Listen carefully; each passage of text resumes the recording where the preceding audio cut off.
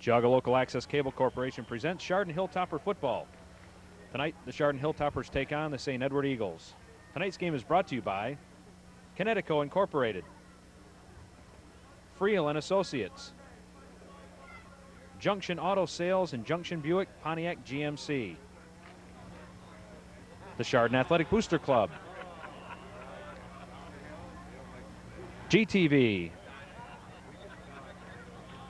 Tonight's game also brought to you by Sitco and Gary's Towing, Home and Business Storage, and the Meadows Apartments, the Hilltopper Restaurant and Air Cleaning Systems, DuraClean Home and Industrial Service, and Chardon Motors Special Cars for Special People, by Metal Coatings International and Hamden Building Products, by Burr Funeral Home and Western Reserve Agency Insurance, by Chardon Auto Parts and Thrasher TV, Radio Shack, and RCA, and by Goulder Electric and Chardon Square Auto Body.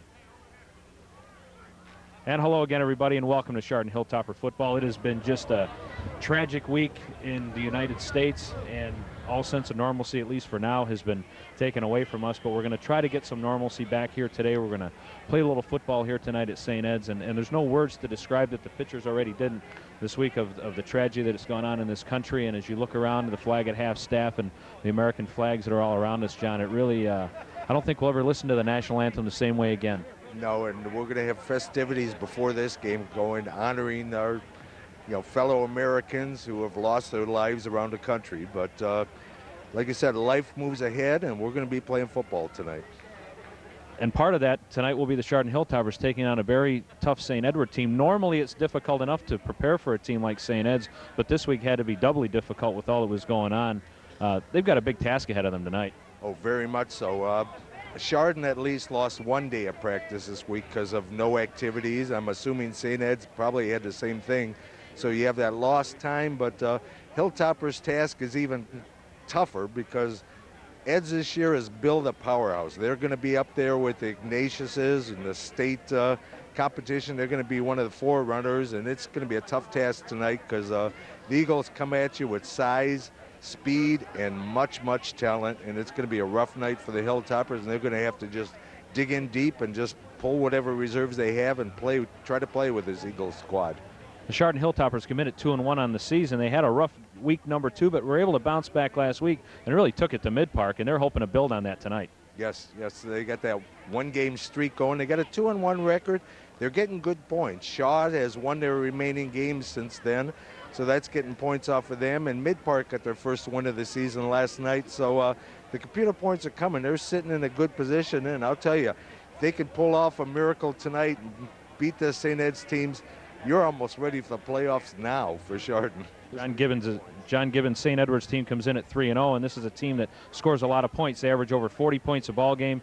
Their ground attack, their featured star running back is averaging 220 yards a night. Defensively, is he the key? I mean, do you have to stop him, or can they beat you elsewhere?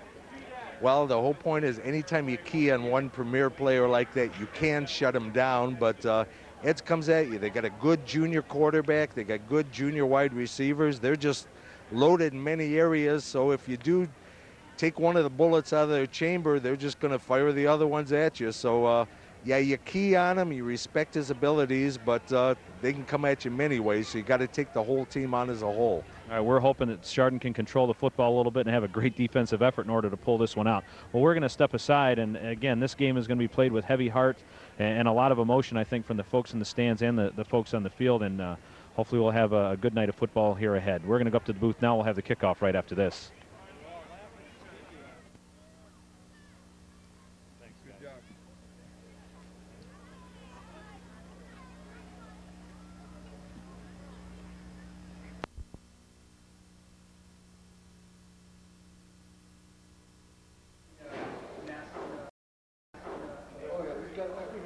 Well, welcome back to Lakewood Stadium.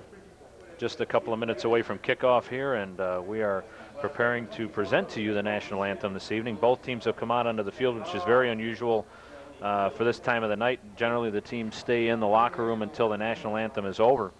And then they come running out here, but as part of the honor of America and the people that have fallen over the last weekend, or this past week, both teams are out on the field. The officiating crew is out on the field, and in just a few seconds, we'll go down to the field ourselves and take part in the national anthem.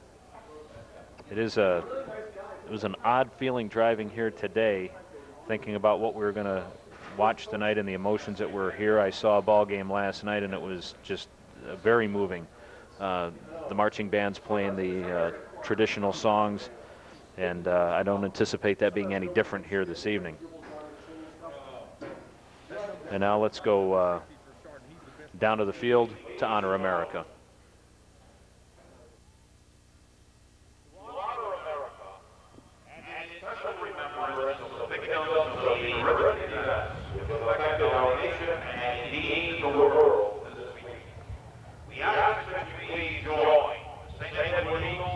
Chardon and all Americans in joining in a moment of silence, and please remain standing for the playing of our national anthem.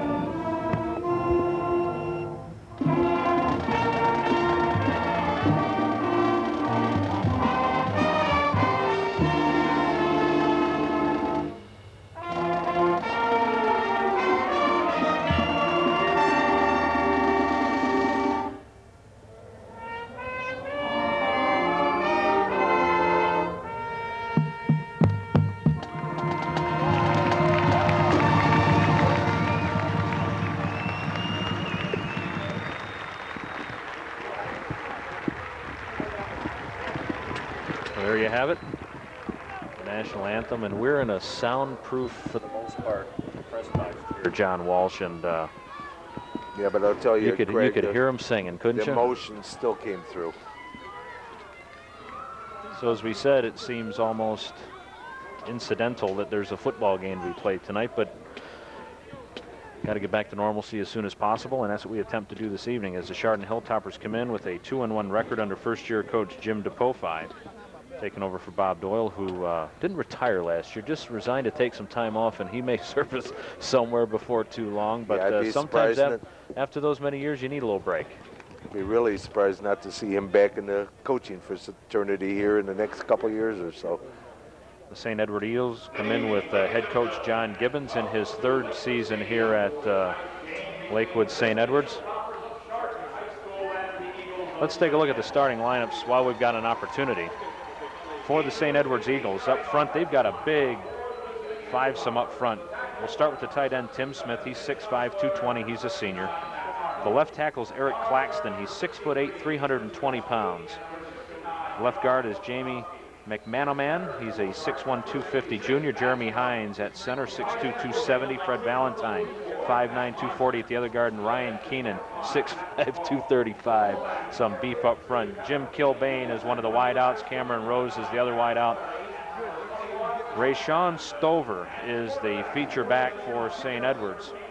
He is a 5'10", 195 senior. You may see him take the kickoff here, as he is going to be standing down at his 5-yard line. There's a fellow that's averaging 206 yards per ball game. He's got 618 yards on the season already. Just to step in, 3. I think I'd be shocked if he takes the kickoff, though, because the coaching staff knows about him, and I seriously doubt the ball is going to be kicked in his direction.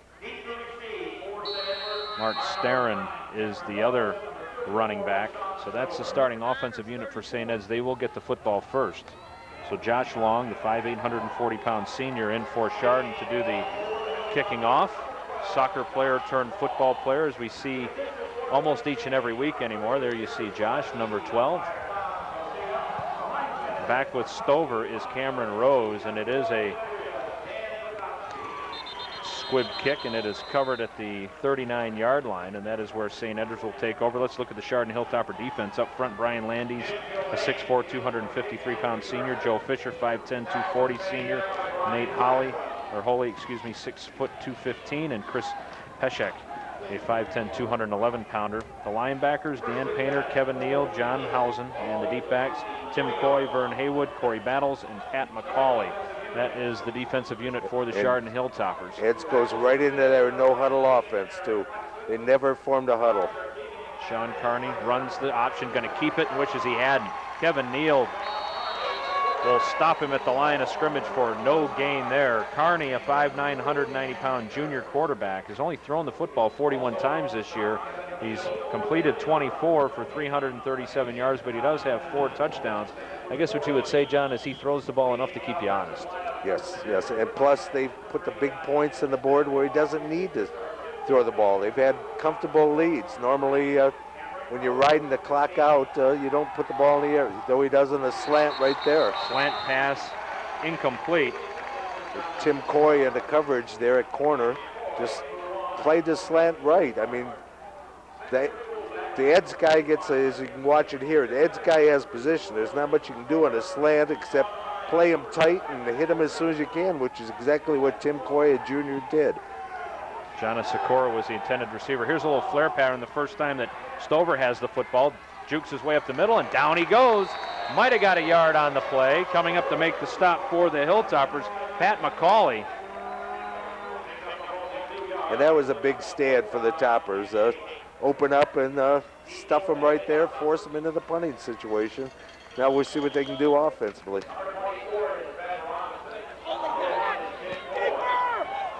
So into punt is Brian Pierce, who averages 35 yards a kick. Coy goes back deep, and he will be flanked by McCauley. They stand at their 25. It's a high snap. Pierce gets off an end-over-ender low kick. To Robinson. And taken by Robinson, and Robinson up the middle to the 25 to the 27-yard line, and that is where the Toppers take over first down and 10. Up front for the Toppers at tight end is Matt Marsher. The tackle, Matt Arnold. Chris Peshek at guard. Matt McCummins, the center. Josh Wozatowski at guard, and Nick Schussler at tackle. The split ends, Vern Haywood, Pat McCauley. We'll also see Corey Battles in there. Eric Clary, one of the running backs. If you're used to coming to see the Chardon Hilltoppers play, Eric Clary tonight is wearing number 29, so don't be alarmed. Yeah, there's no 35 out there. Brian Landes is into the ball game as well. Ben Kevern is the 6'2", 190-pound senior quarterback. Going in motion is John Housen. Big loss on that one. And Kevern kept it and lost a bunch. Kevern on the season is 14 out of 25 through the air for 253 yards. That's a 56% passing percentage, which is not too bad with 1 INT. But he has run the ball also 21 times for 135 yards. Make that now about 128 yards. Yeah, let's take 9 off of that one, because that was a 9-yard loss.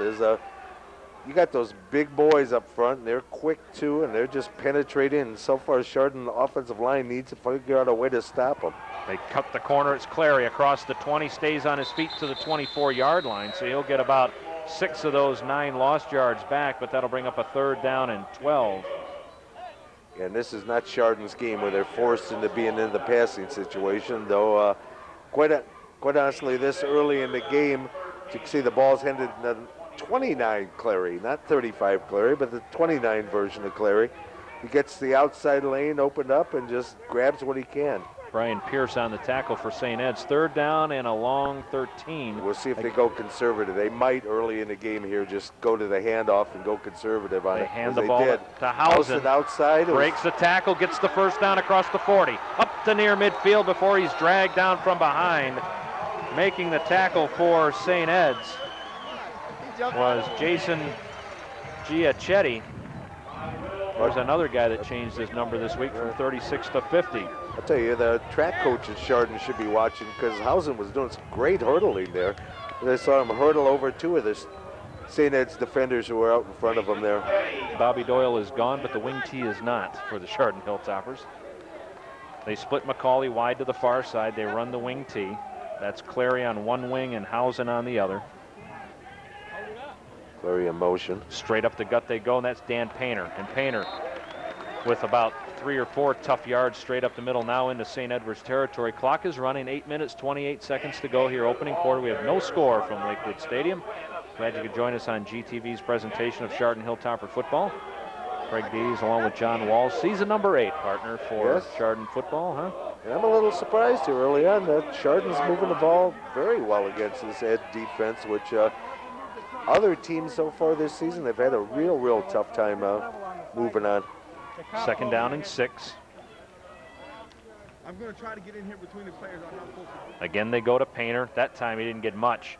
Stood up, and Jonna Sikora finally gets credit for the tackle, but he got hit a couple times going through the line of scrimmage. Oh yeah, he was very lucky to get back to the line of scrimmage because quite honestly, that could have easily been a 2-3 yard loss because St. Ed's people just made a good penetration on that one. Illegal shift was the call against Chardon. So it's either going to be a 3rd down and 6 or a 2nd down and 11. I think they're going to be marching it back as they're talking to the Eagles captains there, and they are going to be taking it back. Take it back to the 48.5 yard line, and that'll bring up the 2nd down and 11. We were talking before the game, the way both of these teams run the football, we ought to be out of here by about 9:15 tonight. Well, they like to keep it on the ground. We're closing in on half of a quarter done. 2nd down, 11. There's the misdirection again. Clary this time didn't fool anybody. Might have got a yard out of it. He ran right over top of Ryan Atkins. Again, that was so far the Ed's defense, I think, is dominating that line of scrimmage right down there because they're getting the penetration, getting into that backfield, and when you got that slower wing tee offense, it takes a little bit of time. You got to keep the guys off the line of scrimmage, not allow them into your backfield. That's not happening so far. They're getting the penetration and just making it tough back there to get the plays called. We'll set that St. Edward defense at the next opportunity. Fumbled snap. Kevin can't. I don't know if he got it. Nope. No, I think it was an Ed's ball. Jerry Sawicki's crew here tonight, and he jumps right in there. No, I guess Chardon got it back. I think Kevin got it. He took it right away from Ryan Atkins. He must have submarined underneath because from our vantage point, it didn't look like he had the angle to get underneath and get that ball. So the loss of 3 makes it 4th down and 13, and that will bring in Eric Clary to do the punting. He, again, a 35-yard punter. Cameron Rose goes back deep, and Jonna Sikora back at their own 22. There's a nice high spiral turned over nicely. Sikora at the 20. Sikora jukes to the outside across the 30, stays on his feet to the 35-yard line, and that is where the St. Edward's Eagles will start drive number 2 with 6 minutes and 12 seconds to go here in the opening quarter. Well, if the Chardon defense can continue to hang on and do what they're doing in the first drive, they'll be in pretty good shape tonight because they moved the ball okay that first drive. Yeah, they sure did. They established something there, and their defense was outstanding that first series. They just shut them down to a quick 3 and out. High formation, they hand the ball to Stover. And Stover, a couple of tough yards straight up the middle. Yeah, it's kind of you almost wonder if they're setting them up and if they're going to no huddle again. They're setting up inside there for the big burst to the outside. Mark Sterin is the up back in that I formation. You can just see him at the left of your screen. And again, it's Stover. Tried to bounce outside and forget about it. Coming up to make the play, Brian Landes shot through there and tripped up Stover before he had a chance to get anything going, and that's a loss of 3 or 4. Well, that's the quickest way to take an offense is through penetration if you can get into that backfield. And again, they're showing not going to have much time for replays tonight with this no-huddle offense. You're not going to have much time to change personnel if you're the Hilltoppers. Third down and 11 now as the backs are split. Kilbane is wide to the near side, and he's looking that way. Pump fakes. Gets away from Landes. Now he's in trouble. Fires it up. Has a man wide open and through the hands of the tight end, Tim Smith. Boy, you got John Housen turned around, or John was late getting back, or somebody missed the coverage and John was trying to bail him out. Oh, yeah, because I tell you, he was wide open there. He had plenty of time. I don't know if he took a look around to see where the defenders were or what. You can see one cornerback pointing to somebody going, and somebody should have been over there to help him out. One of the safeties. Boy, two should open. have drifted over and helped out on the short man. Nate Holy was able to make the hit on Carney. Again, Pierce the punt. That is partially blocked, and it is taken by Tim Coy, and Tim Coy gets knocked down at his 47-yard line. So that somebody got a hand on that thing, and Chardon will start the football at their own 47-yard line. Yep, just outside the 47-yard line. There you take a look at the Chardon bench, and Chardon offensive unit under quarterback Ben Kevern, one of many talented wing T quarterbacks that Chardon has had in at least the 8 years that I've seen them play. McCauley goes to the far side. A couple of big first downs here would be nice to take away field advantage. They hand the ball. Colin Henderson is into the game, and Henderson picks up a yard or so. Yeah, there was a hole opened up over there on that right side, but it closed down real quick. Because you could see there was just this nice little running lane. All of a sudden there was nothing. See if you can pick that up on the right side. See Chris Pesic pulling out. There's the lane, but then all of a sudden there's nothing there. You have to hit those holes quicker. McManaman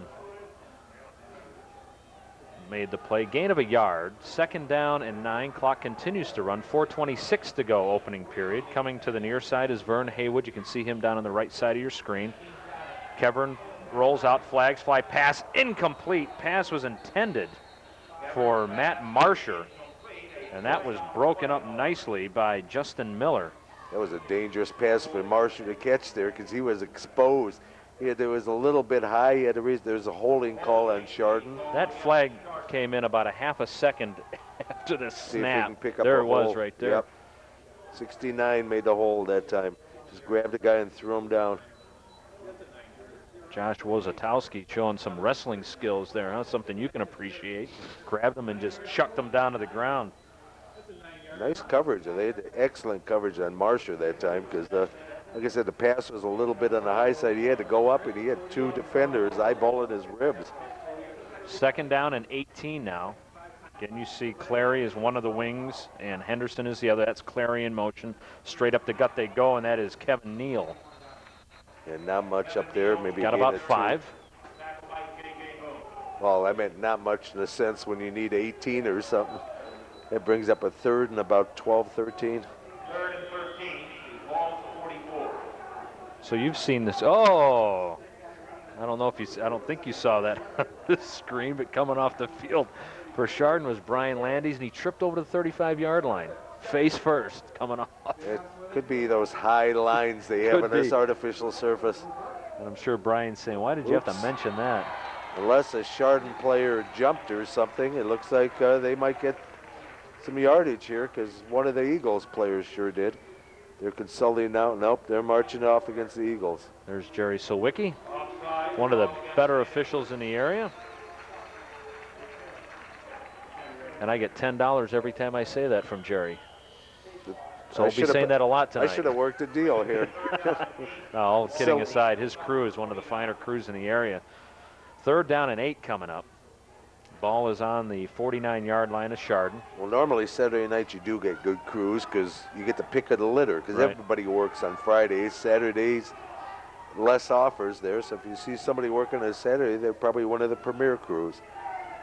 Kevin checked off, gave it to Clary, goes around the left side, puts his head down, gets the first down and more, all the way up to the 41-yard line, and that brings the Chardon crowd to their feet down below. Yep, got it by good 2-3 yards. They opened up the outside lane for him, and he took off. See the straight handoff around it.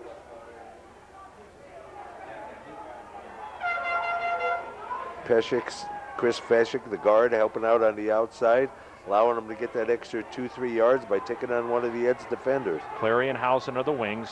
Neal is the back. Clary again. They go left side one more time, and again, another good gain of 3 or 4 yards along the left side, making the tackle for St. Edward's. Ryan Atkins was there, also Kevin Quinn and J.J. Boone.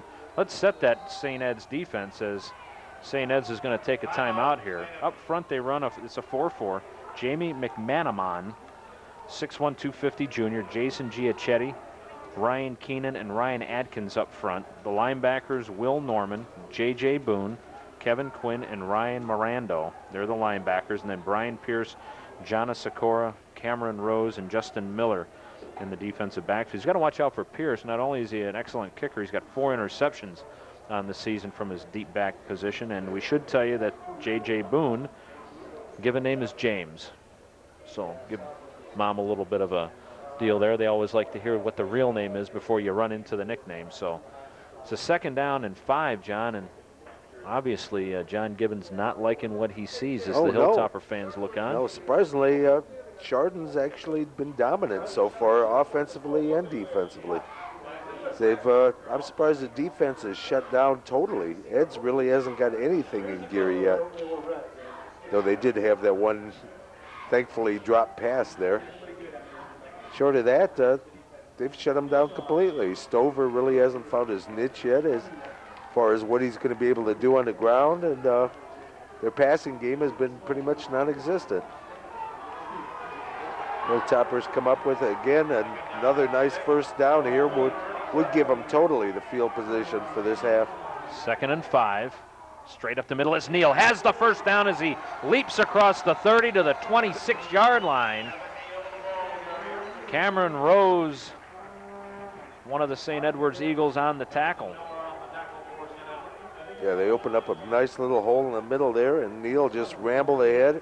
Again, he did a little bit of the hurdling himself as he found a couple bodies on the ground, and watch, right there he goes over them. Kevin Neal, a 6'2", 220-pound senior, averaging 7.5 yards on the ground, 157 yards and 21 carries. He does have 5 touchdowns on the season, including a 77-yarder. 1st down and 10.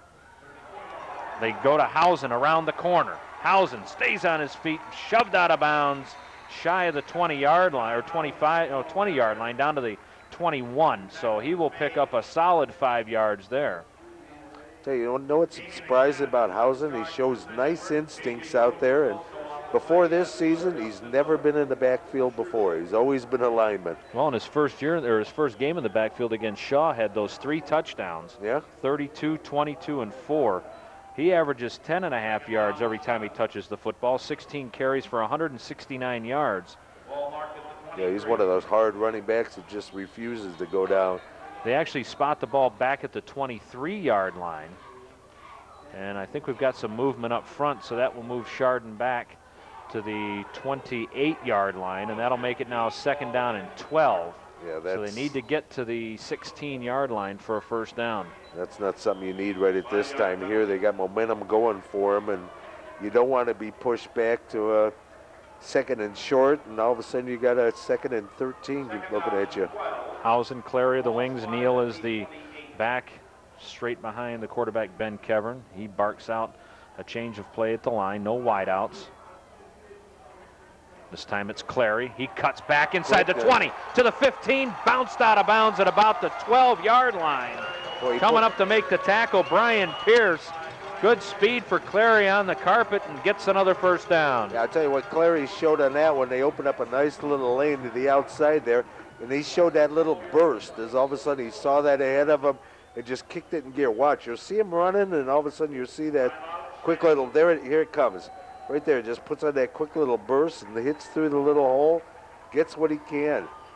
St. Edwards is going to take timeout number 2, and John Gibbons is out on the field, and he is not a happy man. No, he looks a little bit animated out there. As his head bobs from side to side, his hands are moving all over the place. He's trying to explain of guys, you know, let's settle down here and play our game. Well, this is an important year for him. I thought when he came here 3 years ago that they were going to give him 3 to 5 years in order to be as good as St. Ignatius, because that's what he got hired to do. And it sounds funny to say that in a high school type setting, that's where you need to be. But in reality, whether anybody wants to admit it or not, that's the bottom line here. So Yes. this is part of that 3 to 5 year plan, and his team, a lot of people think, can compete in that type of football game with the St. Ignatius this year and be more competitive than they've been. Yeah, in theory, he's got the super junior class out there. Well, if you go down his starting lineups offensively and defensively, it really is dominated by juniors. So this year or next year could be the year you're talking about, or maybe both, because that's still a good, solid team out there. Ball's on the 12. Neal Not up the much middle, there. got to the 11. Yeah, that's sealed up real quick. There really wasn't much running room there. I'm not sure if he even got that 1 yard you gave him, Craig. I think he pretty much got back to the line of scrimmage, and that was about it. You look there, they just nullified. There were people waiting right at the line, and he's just trying to drive legs and get what he can out of that one. Ryan Keenan was the man who made the initial hit. Jamie McManaman helped bring him down. They do give him no gain on the play, so it is 2nd down and 10. Little bit of movement, but And there is Clary. Has a blocker, gets inside the 10 to the 7-yard line. Boy, that closed up in a hurry. I really thought he had something going on there. J.J. Boone on the tackle. And we have come to the end of the first quarter. How about that? Yeah, One quarter of football is in the books. Chardon knocking on the door. yeah, very much so threatening right down here. They could still get a 1st down and goal. They could get down inside the 2-yard line. So While we've got a moment, we'll tell you that tonight's cablecast is funded by our underwriters. As we mentioned them before, we'll mention them again before the night is out, but we'd also like to thank all the GTV funding communities for their year-round support. Burton Township, Burton Village, Chardon Township, Chardon Village, Hamden Township, Middlefield Village, and Munson Township.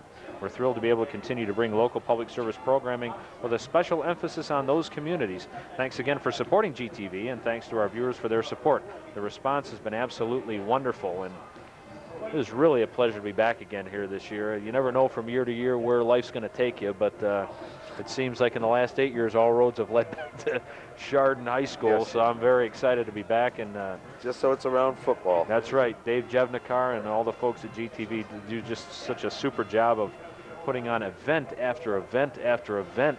I mean, this is just a scratch of the surface of what goes on GTV throughout the course of the season. If you've been following this channel, there's something going on. There's plays, there's concerts, there's all kinds of great events that Dave and the staff at GTV bring in. This is just a small part of it, and boy, I like being part of this small part of it. And we'll be back for the Benedictine game. Yep. So tell you what, watch this game, then just keep your channel tuned to channel 23, and wait a couple of weeks. We'll be back. Originally, we were hoping to do the Brunswick game, and they had other commitments with another cable station down there, and fortunately for us, we weren't there that night because that was the one loss that Chardon has suffered. But that I'll tell you wasn't what, a real pretty one.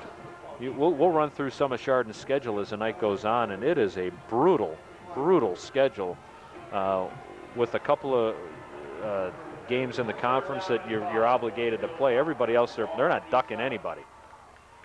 They run it Clary, left side inside the 5, touchdown!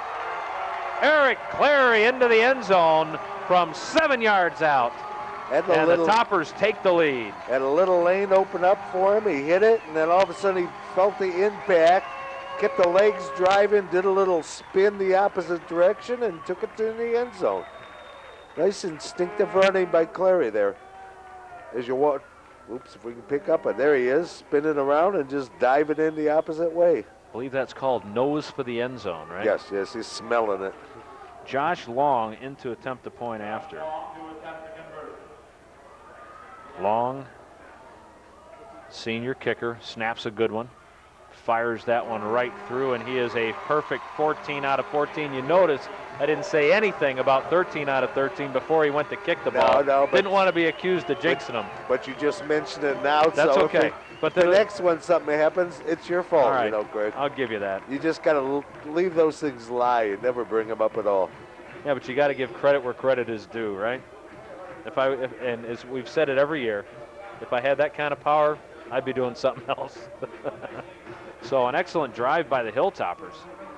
Marched it right down the field, and that makes it a 7-0 ball game with 11:56 to go here in the opening quarter. That is the first play of the second quarter. We will also be having halftime activities for you this evening as well. Things appearing to get back to normal in this great land of ours, and this is such a part of what we do, isn't it? This is what America is all about right here. High school football on a Friday or Saturday night, it just doesn't get any better than that. I went out to, as I said in the pregame, I went out to Perry last night where I live, and in my travels in all these years, I've lived in Perry Township for 10 years, and that's the second home game I've seen because I'm always somewhere else on a Friday night. So it was kind of nice to see having this Saturday night ball game. I had a Friday night off. What do? Go see high school football, because that's what you do. What else is there? Right? Saw my alma mater, Kirtland, just get absolutely punished by the Perry Pirates, who are a very good football team. So Josh Long to kick off. Again, squibbed on the ground. May go, no, I thought it was going to go out of bounds. Cameron Rose will take it at the 30-yard, to the 30-yard line or so. So decent field position for St. Ed's as Sean Carney will bring them back out. Let's go through some of the numbers of Rayshawn Stover. 70 carries going into tonight for 618 yards. That's a little under 9 yards a carry, 7 touchdowns. That averages 206 yards per ball game. Not too bad. Yeah, except I'll tell you, Stover is nowhere near his 9 yards a carry tonight, but boy, you can bring that average up real quick with one run. You got that right. Up the middle they go. It is Stover. Bounces to the outside. Now he tries to cut it back. Gets across the 35 and up to near the 36-yard line. So he'll get 6 or so tough yards there. Well, I'll tell you one thing the Toppers did on that one. They just swarmed and just kept coming at him. Because you could see Stover was out there and he was trying to pick up. Again, we got no huddle. He was trying to pick a little lane to move with, but they just kept bringing players in to fill those lanes. They give him a, oh, sorry, John. Oh, that's pretty much what you got to do to stop a runner of that caliber. They give him a gain of 7 on the play. 2nd down and 3. Carney to Stover. Stover, nothing. Maybe got back to the line of scrimmage. You talk about the proficiency of this St. Edward's offense. 334 yards a night on the ground. Only 112 through the air, but as we said before, enough to make you honest. That translates into 446 yards of average offense per ball game for this St. Edward Eagle team. The flip side for the Chardon defense, they give up only 120 yards rushing a night, 115 through the air for 236 yards. So you see who's going to win that battle tonight. That's an excellent numbers for the Chardon Hilltoppers. 3rd down and 7. As Carney steps back, hit as he throws, fires across the middle, complete. That's the big tight end, Tim Smith, and that's only his 2nd reception of the season. His first one was for 18 yards, and that one was for more than that. Yeah, you had number 42, Matt Agnich, closing in on the quarterback there, but Carney was just able to get it off in time and focus on it. You can see Agnich coming in right there, but it was a little too late. It had the wide open receiver, was able to focus, put it right into his numbers, and Eds has got their first movement of the night going for him. 46.5-yard line of Chardon. They run the option. Carney going to keep it across the 40, puts his head down and gets near the 1st down. I think he's a little bit shy. Housen on the tackle for Chardon. Looks like he might have got a pretty nice spot out of there. It could be a 1st down. It's going to be close. He needed to get just a... There's a flag down, too. Oh, it's coming back. Yep, and this play that you saw Housen make along with Vern Hayward is coming back, a holding call. The flag went down at the 47-yard line of Chardon, and that's where they'll start the, I guess it was more like the 46-yard line, because they'll take it back to the 44-yard line of St. Ed's. Boy, Ed's was just getting stuff moving here. 1st and 20. They get the hold, and let's see if it kills them off or if they just come back off it. Staring the eye back up back in the eye. God. And they give the ball to Stover. And Stover in the open field is very difficult to bring down. And he is knocked out of bounds inside the 40. So he got 17 of those yards back. Wow, a lot of stop and go, though.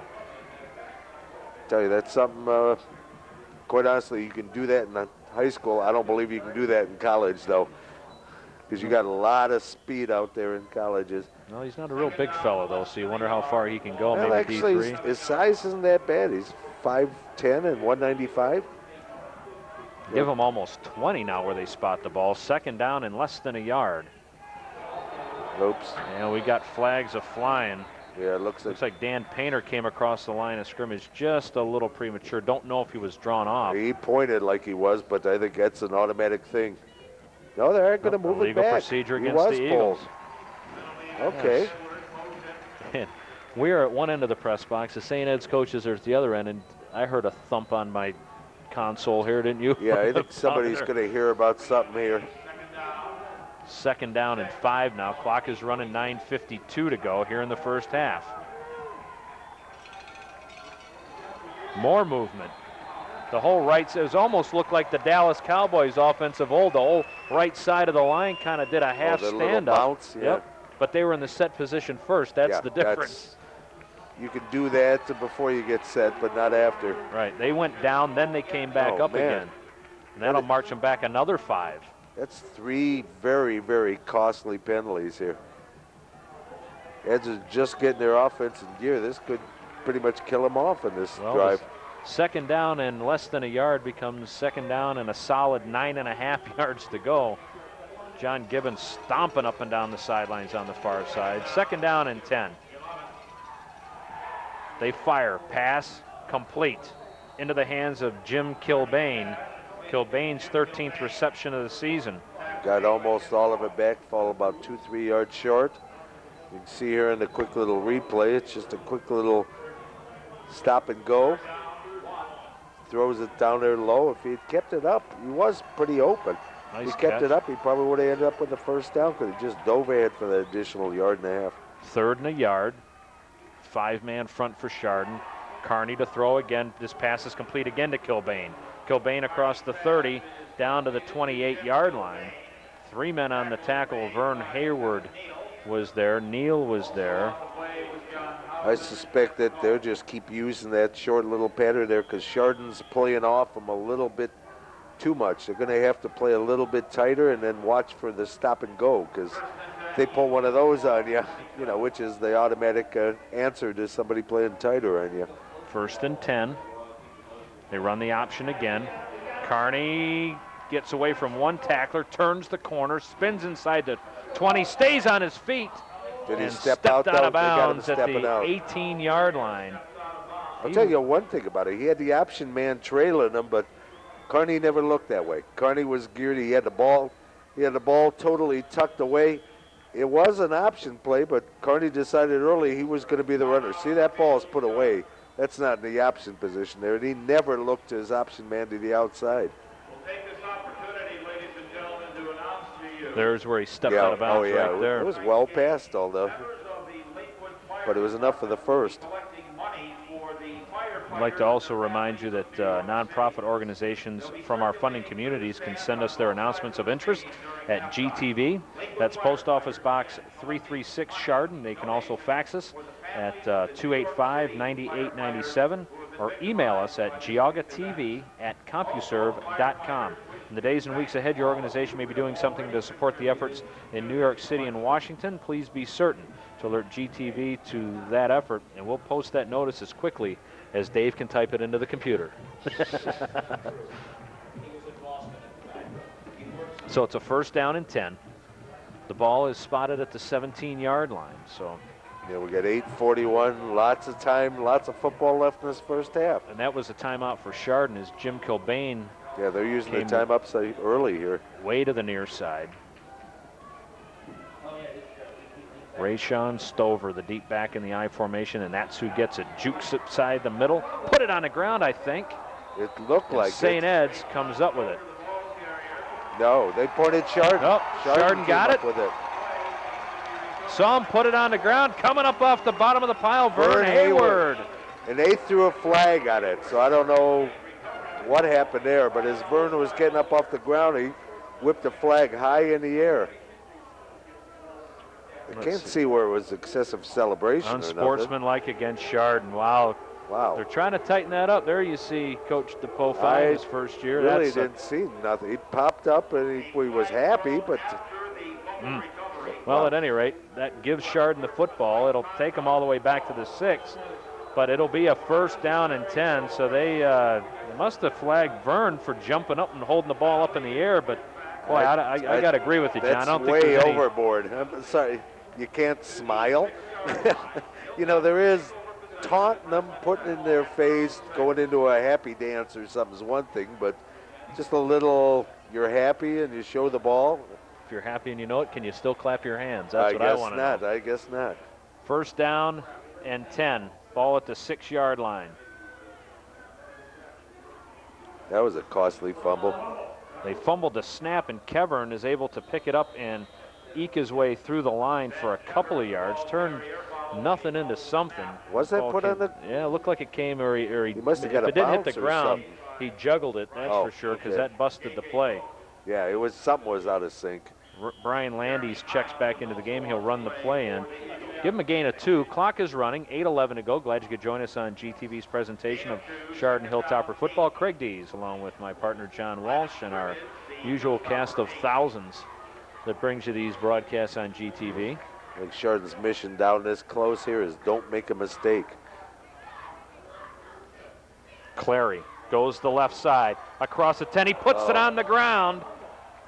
And it's still bouncing around, and St. Ed's is going to get it at the 14-yard line. And that time, that was you that jinxed them. See? You're always blaming that on me.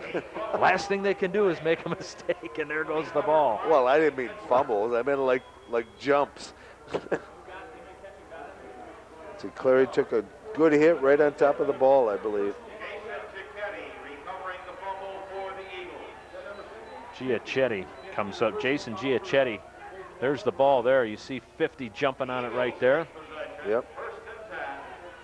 So back to the 15-yard line goes St. Ed's now, first down and 10.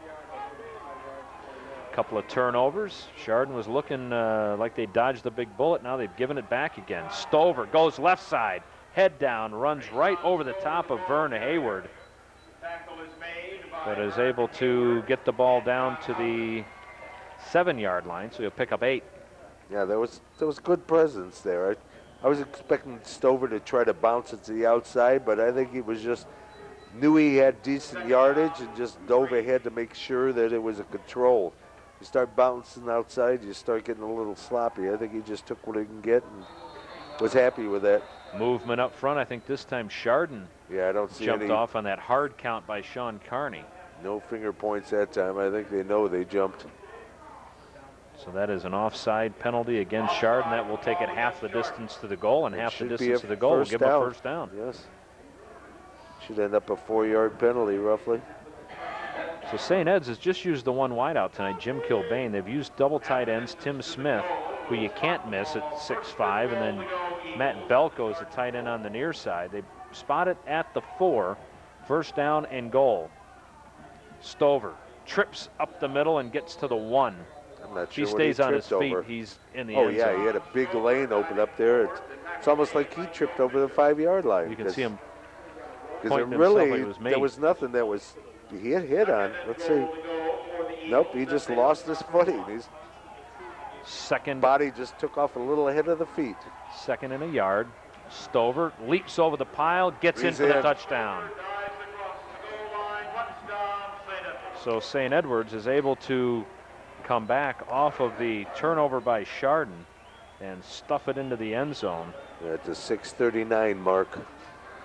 As you can see here, he just goes aerial on this one. Gets up to the goal line and jumps ahead. Gets the ball over the plane before he gets turned around a little bit in the air. Brian Pierce is 15 out of 16 in extra point attempts this season. Strong leg Pierce has. And that one is good. Well, we're back to our starting score then. We're all even up here. So it is 7-7 with 6:39 to go. here in the first half. Coming up at halftime, we will have the Chardon High School Hilltopper Marching Band for you. And the Chardon Hilltoppers, they got to be happy with the way they're playing so far, John. I mean, defensively, they've done a pretty good job. They did get the turnover down there. I mean, they gained a little bit of ground on those 2 back-to-back turnovers that they swapped with St. Ed's. But all in all, I think they've kept Stover in check for the most part. So I think they've played an excellent first half here, and I think the stat sheets would bear that out. I'm guessing they've put more offensive yards on the board than St. Ed's has. And St. Ed's is the one that was vaulted to be the one that was going to be putting lots of yardage, lots of points up there. So far, they've just answered 7 here in a half and a quarter and a half, roughly. Tim Coy is the defensive back, or right in the middle for Chardon. Clary's back there, and Robinson is back there as well. Brian Pierce to kick off. He knocks one up the middle. Picked up and dropped by Coy at the 5.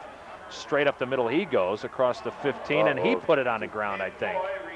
Trying to look like it, but well, there's nobody jumping up and down. Maybe not. no. Thought I heard somebody holler fumble, but No, he Chardon did. got it back. But he did get it back. Coming up off the ground with it is Tim Coy. So the ball is at the 15-yard line. This is where the Hilltoppers will take back over, first down and 10. They've moved the ball pretty well so far in this ball game. Oh, they moved it very, very well. It is just an absolutely gorgeous night for football tonight. It is sweater weather, as they say. Yep. Temperatures are sitting right now Football probably weather, actually. in the high 60s, and it's going to dip down into the 40s tonight, but I don't think we'll be here that long. No. But just a beautiful night. Nice and crisp, but not too cold. First down and 10.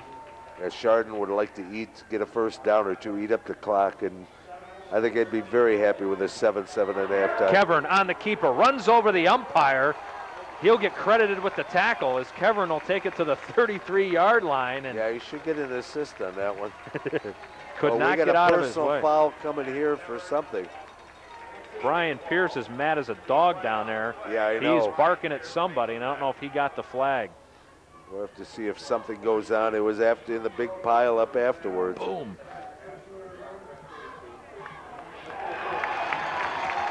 Ooh.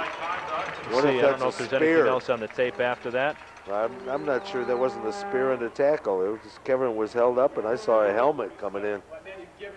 Though the penalty flag was thrown afterwards, so I don't think they did call that one. All the way up to the 47.5-yard line on the personal foul against St. Ed's.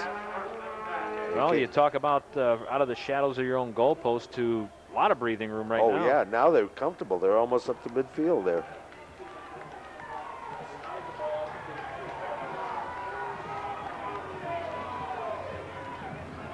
Yeah, that was definitely a big offensive play for Chardon. They hand the ball to Colin Henderson, tried the corner and gets thrown out of bounds after a loss of about 3. Great pursuit. Oh, yeah. Jamie McManaman They just strung and that Ryan out. Keenan. Henderson was looking for a place to turn it upfield there, and they just didn't allow it.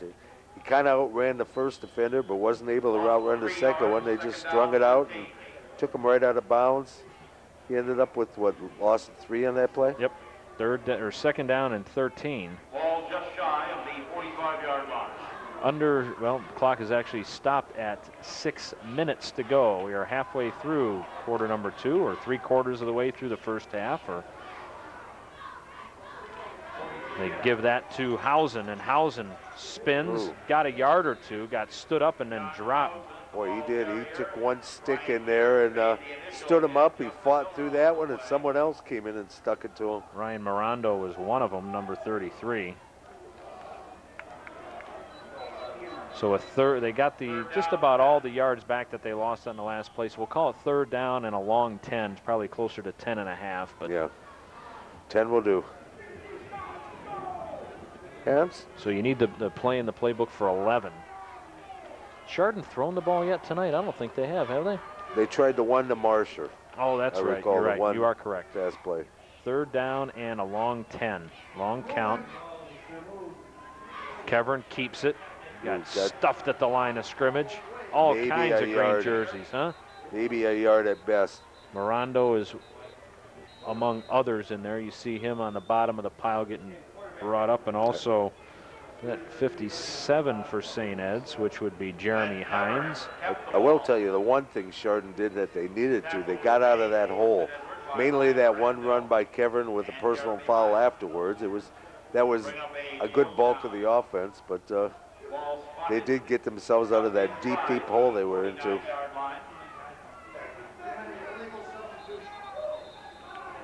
We've got all kinds of total chaos out there. They have no idea who should be in the game and who shouldn't be.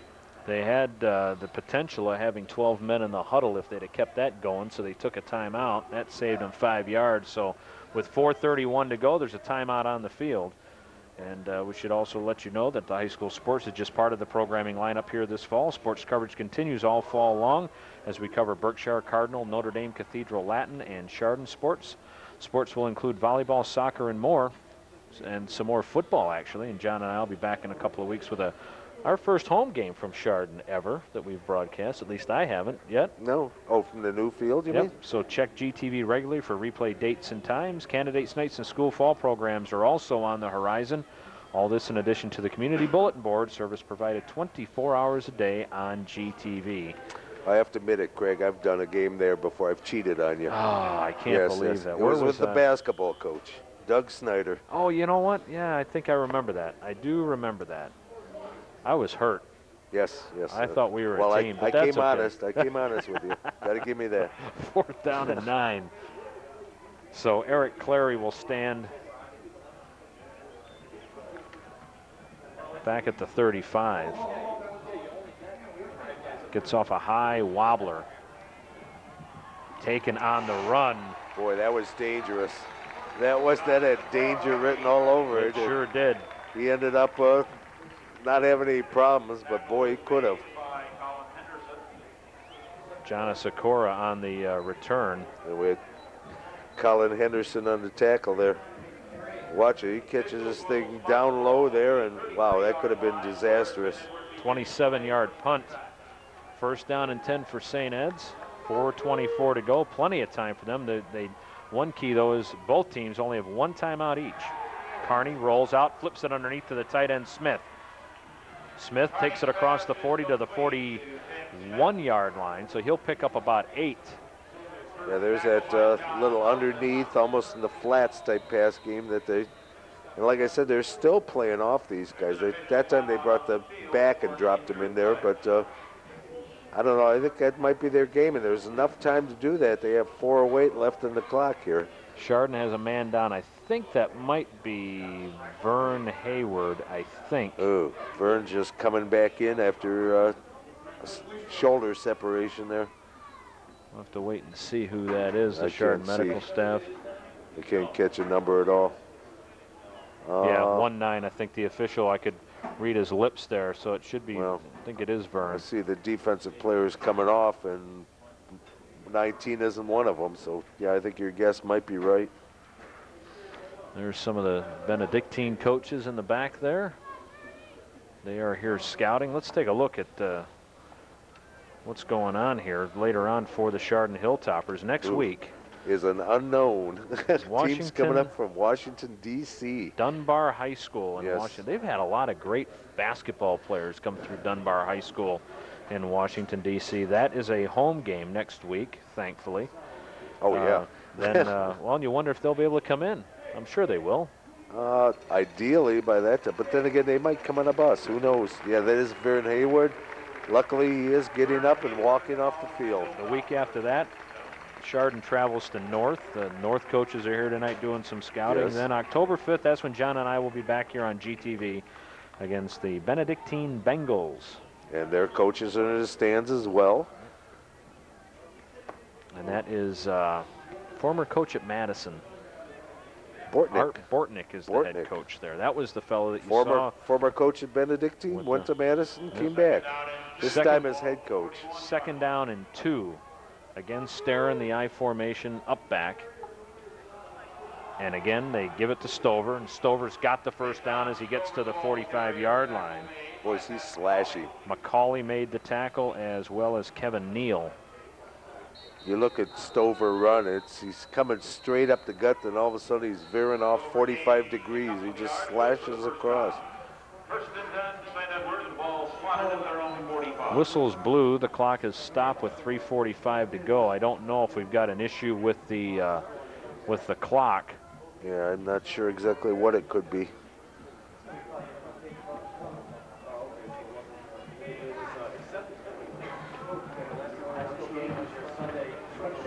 There may be an issue with the clock there. I think they're going to get in contact maybe with the Chardon coaches, and they will tell them to set the clock too. 3:53 on the clock, they tell us. So I'm saying put in 8 seconds on it. This guy's paying attention down on the field. If I was a Chardon, I'd be telling, hey, they said put 20 seconds on the clock. Let's get the first half over, because we get the ball to start the second half. Ed says it. They said take a minute and a half off the clock. Yeah. Would be what Chardon should relay back up. First down and 10. Carney, pump fakes. Time. Now he throws. He's got Kilbane on the run at the 30, to the 15, to the 10, to the 5, down at the 1 yard line. Touchdown, saving tackle there by Ben Wolf. Boy, he hit Kilbane in mid-stride. Oh, yeah, he was one. But the thing is, look at the time he has. Wow, he had an incredible amount of time. He even did a deep pump fake before. He wasn't quite open yet, so he gave that. That was just great protection up front that allowed that pass to happen. First and goal. Stover goes up and does not get in. No, he ran that into was a little hook that Kilbane did too. He came back, took the pump fake, and turned and went deep. So Housen gets credit for the tackle. The ball still inside the 1 yard line. Clock is running, 3:13 to go first half. St. Ed's looking for their first lead of the night. Yeah, that was surprising. He had all day in the world to throw that one. They give it to the up back, who is into the end zone. That's Mark Starron for the touchdown. I see the only one signaling was their big defensive or offensive tackle there. So Starron goes into the end zone for the second time this year. You can see right here in the replay, turns, spins. He just lowers his head, has that little lane, and just drives to, till the ball crosses that plane. So Brian Pierce will come in to attempt the PAT.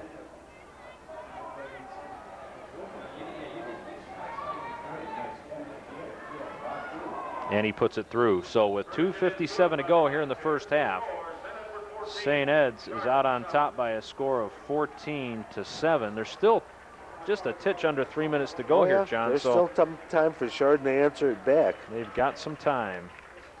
They're going to have to get themselves a good kickoff return, though, to get field position early. If not, then the only way you're going to march down the field pretty much is through the air, and that's not exactly their game. No, it hasn't. Just to recap what Chardon has done through the air this season.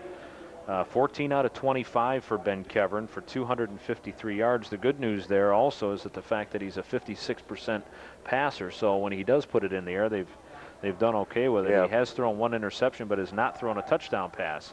But that's the thing. When you have to pass, that makes it. I think his interception, as a matter of fact, was in the Brunswick game when they had to pass near the end of the game. And it's tough to be a very effective passer when you know the ball is going to be in the air. So that's not something Chardon wants to get into. You wonder if they're going to start to put it up in the air a little bit, just a change of pace on the offense. Not that they haven't moved the ball well on the ground. Pierce to kick off.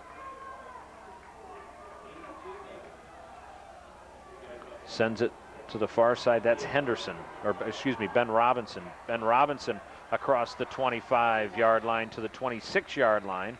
And Chardon with 2 minutes and 51 seconds to go here in the half, with an opportunity now to get back into this ball game. They trail it by a score of 14-7. Coming up at the half, we will have the Chardon Hilltopper Marching Band for you. We'll try to track down some statistics for you as well. And we'll give you some of John's thoughts on what he thought really went on in the first half and what can be done in the second half, or what he anticipates. So all that coming up at halftime. Well, I better start formulating. You better these get thoughts something then, huh? done here. Just wing it. It's not like anybody believes I know what I'm talking about anyhow. You can't see him, but Pat McCauley is way, way to the near side, probably 25 yards split to the near side. And that's Clary. And Clary, tough running there for maybe a yard. I guess he never got knocked down because he burst out there, but he got held up. So they'll give him a gain of actually where they spot it. They keep moving the sticks on Short this. yard. They move it 2 yards ahead, then they move it a yard and a half back. So a gain of a half a yard on the play. Second down, 9.5. Clock is running, 2 minutes, 25 seconds to go. Chardon will get the football to begin the second half. So if they can get down deep enough into Josh Long territory, get at least 3 on the board here, they'll get the football back. Ben Robinson is now the man split way to the near side. And they throw, and he's hit from behind, and down he goes. And I think St. Ed's has got the football. Kevin got drilled. Yeah, that was on his backside. He just, one of those blind hits, you never know till you feel it. Ed's got the ball. St. Ed's comes up with the football, and that is Ryan Atkins, who came up off the bottom of the pile. Watch it on the replay. Somebody comes in from the backside, untouched it looks like. That was Ryan Mirando, 6'4", 210-pound sophomore. So now Chardon, with hopes of moving it down the field for a score, now has to try to keep this thing a ball game. Getting too far apart. First down and 10 at the 17-yard line. They run the option. Wow, it was like Carney lost his footing on that one. He was almost in a balled up position when he went outside there. Kevin Neal was there, and I think it was John Housen as well who made the tackle. That'll be a loss all the way back of 3 yards. He tries the handoff here, fakes, and then he stumbles. Those might be high lines in that field. That's like a third person we've seen trip over a line today. That was actually Dan Painter. He may have just been trying to duck to take the impact of Painter and got his feet around him. Clock is running, minute 28 to go. It's a second down, 13. Stover, right side, big hole, 10-5, touchdown. 19-yard scamper. Yeah, it was just a hole open up there. He put his burst on, and it was gone. And Tim Coy, number one, caught him from behind, but wasn't able to get enough to pull him down as Stober had his momentum just moving forward there. See, Coy barely gets the fingertips on him, not able to do anything with him. 9th rushing touchdown of the season for Rayshon Stover. That one puts the hurts of Chardon. What could have been down maybe a touchdown, maybe possibly tie it up. All of a sudden it swung around, they're down 14. Pierce hammers the extra point through, so with 1:22 to go here in the first half, it is now St. Edward's on top by a score of 21-7. Yeah, this game has shifted around here real quick. That's a shame. It was Chardon just playing a very, very good game in there, right in it. Everything was going well. And unfortunately, you got that one little letdown where the guy came in untouched, hit Kevin from the back, turnover, and all of a sudden it's 7 points. So Chardon with a minute 22 once the ball is kicked. So probably have about a minute 10 or so by the time they get their hands back on the football. Only one timeout left for the Hilltoppers. Need a good run back here.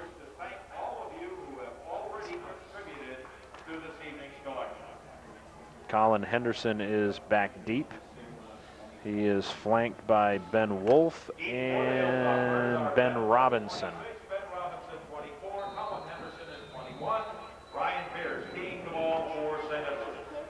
Pierce. Squibber this time. We're just going to let it bounce around. Up the middle by Colin Henderson. And Henderson busts through the line and gets all the way up to the 39-yard line. They're like 1:15 on the clock, though.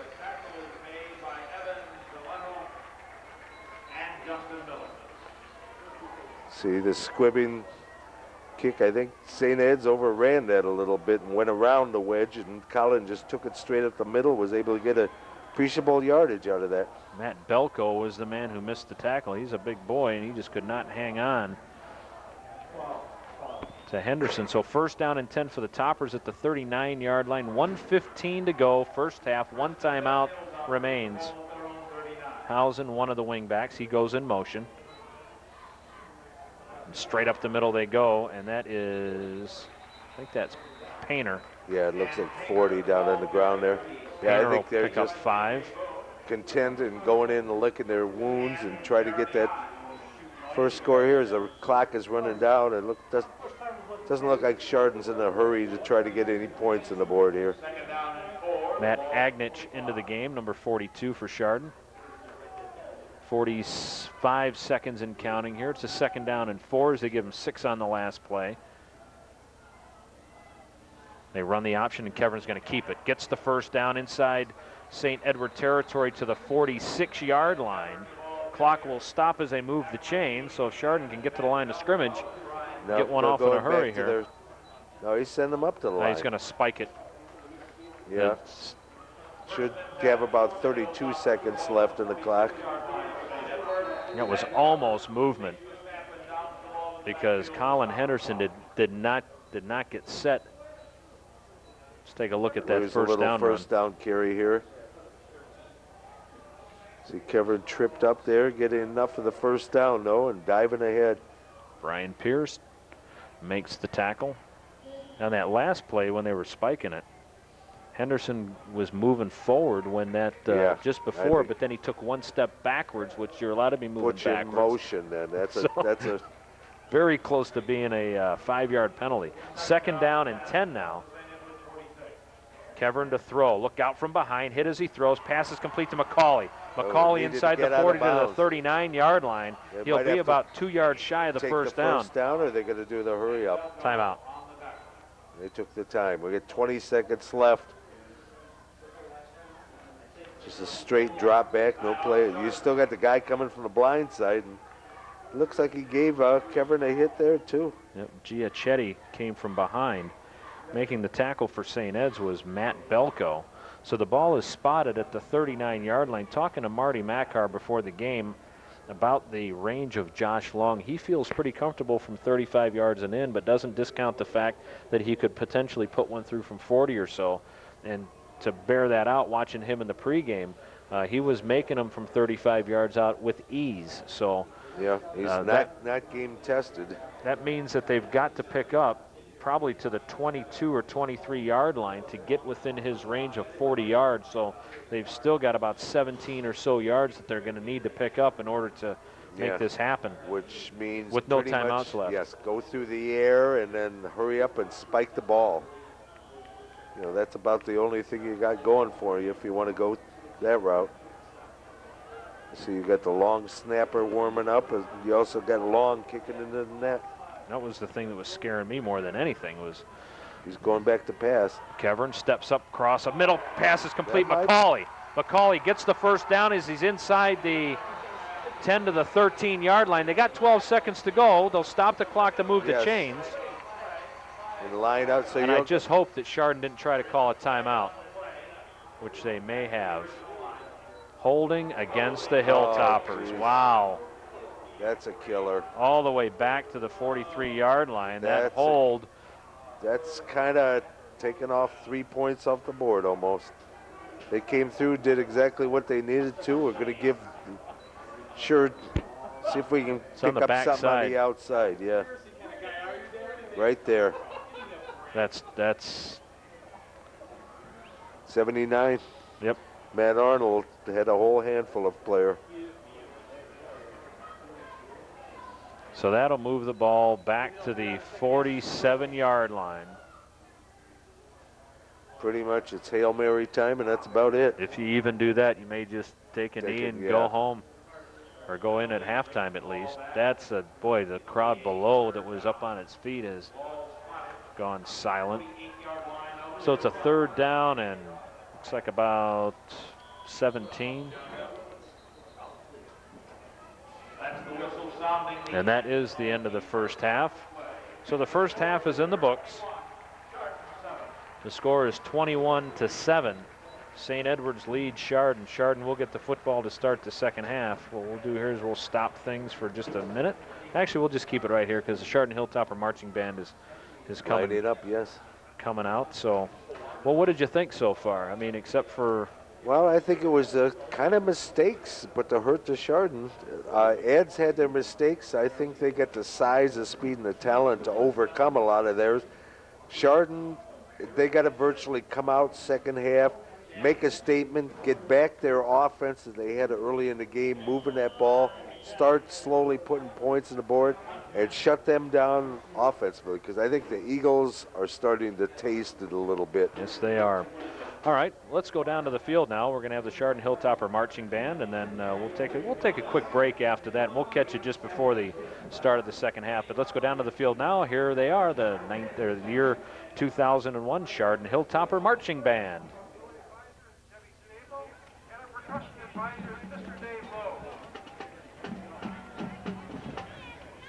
Tonight's show features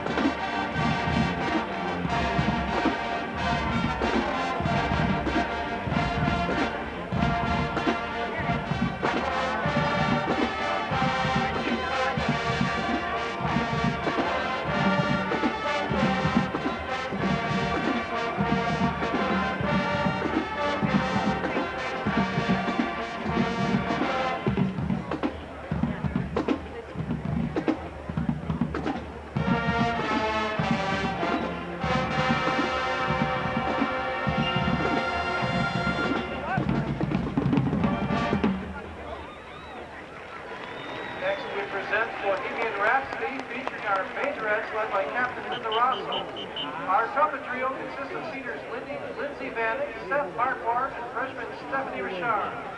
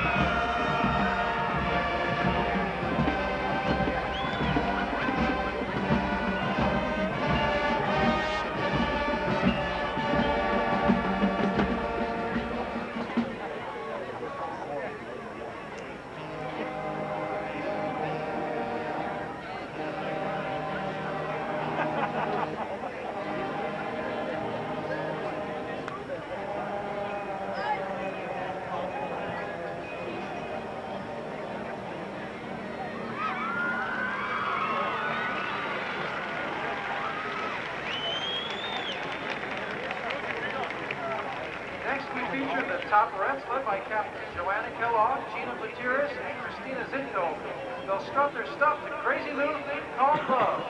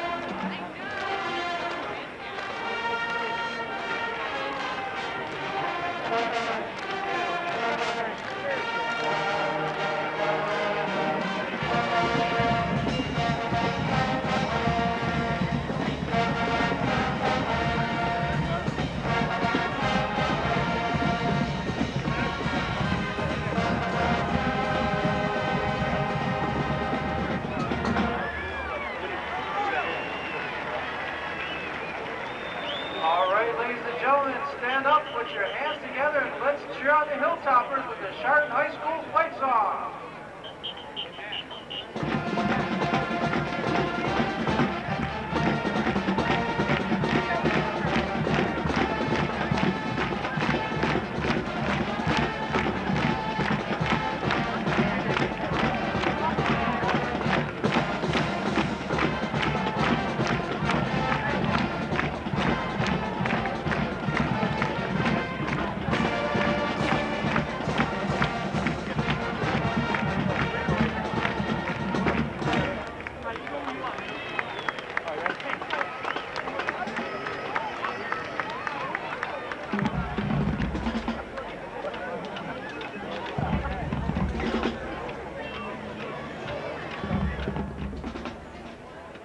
Well, there you have it, the Chardon Hilltopper Marching Band. And before we take our short little break and bring you the second half, we should let you know about the fine folks that are helping to bring this broadcast to you, because this is one of the underwritten broadcasts that we do throughout the year. Connecticut Incorporated, they've always been a great, proud sponsor here of Chardon Hilltopper football.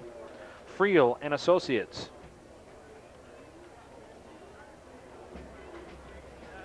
Junction Auto Sales and Junction Buick, Pontiac GMC.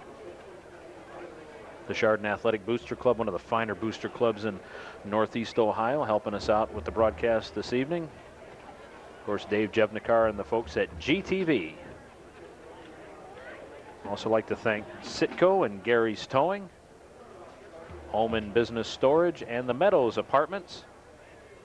The Hilltopper Restaurant, got to get in there. I hear it's fabulous. Air cleaning systems helping us out as well.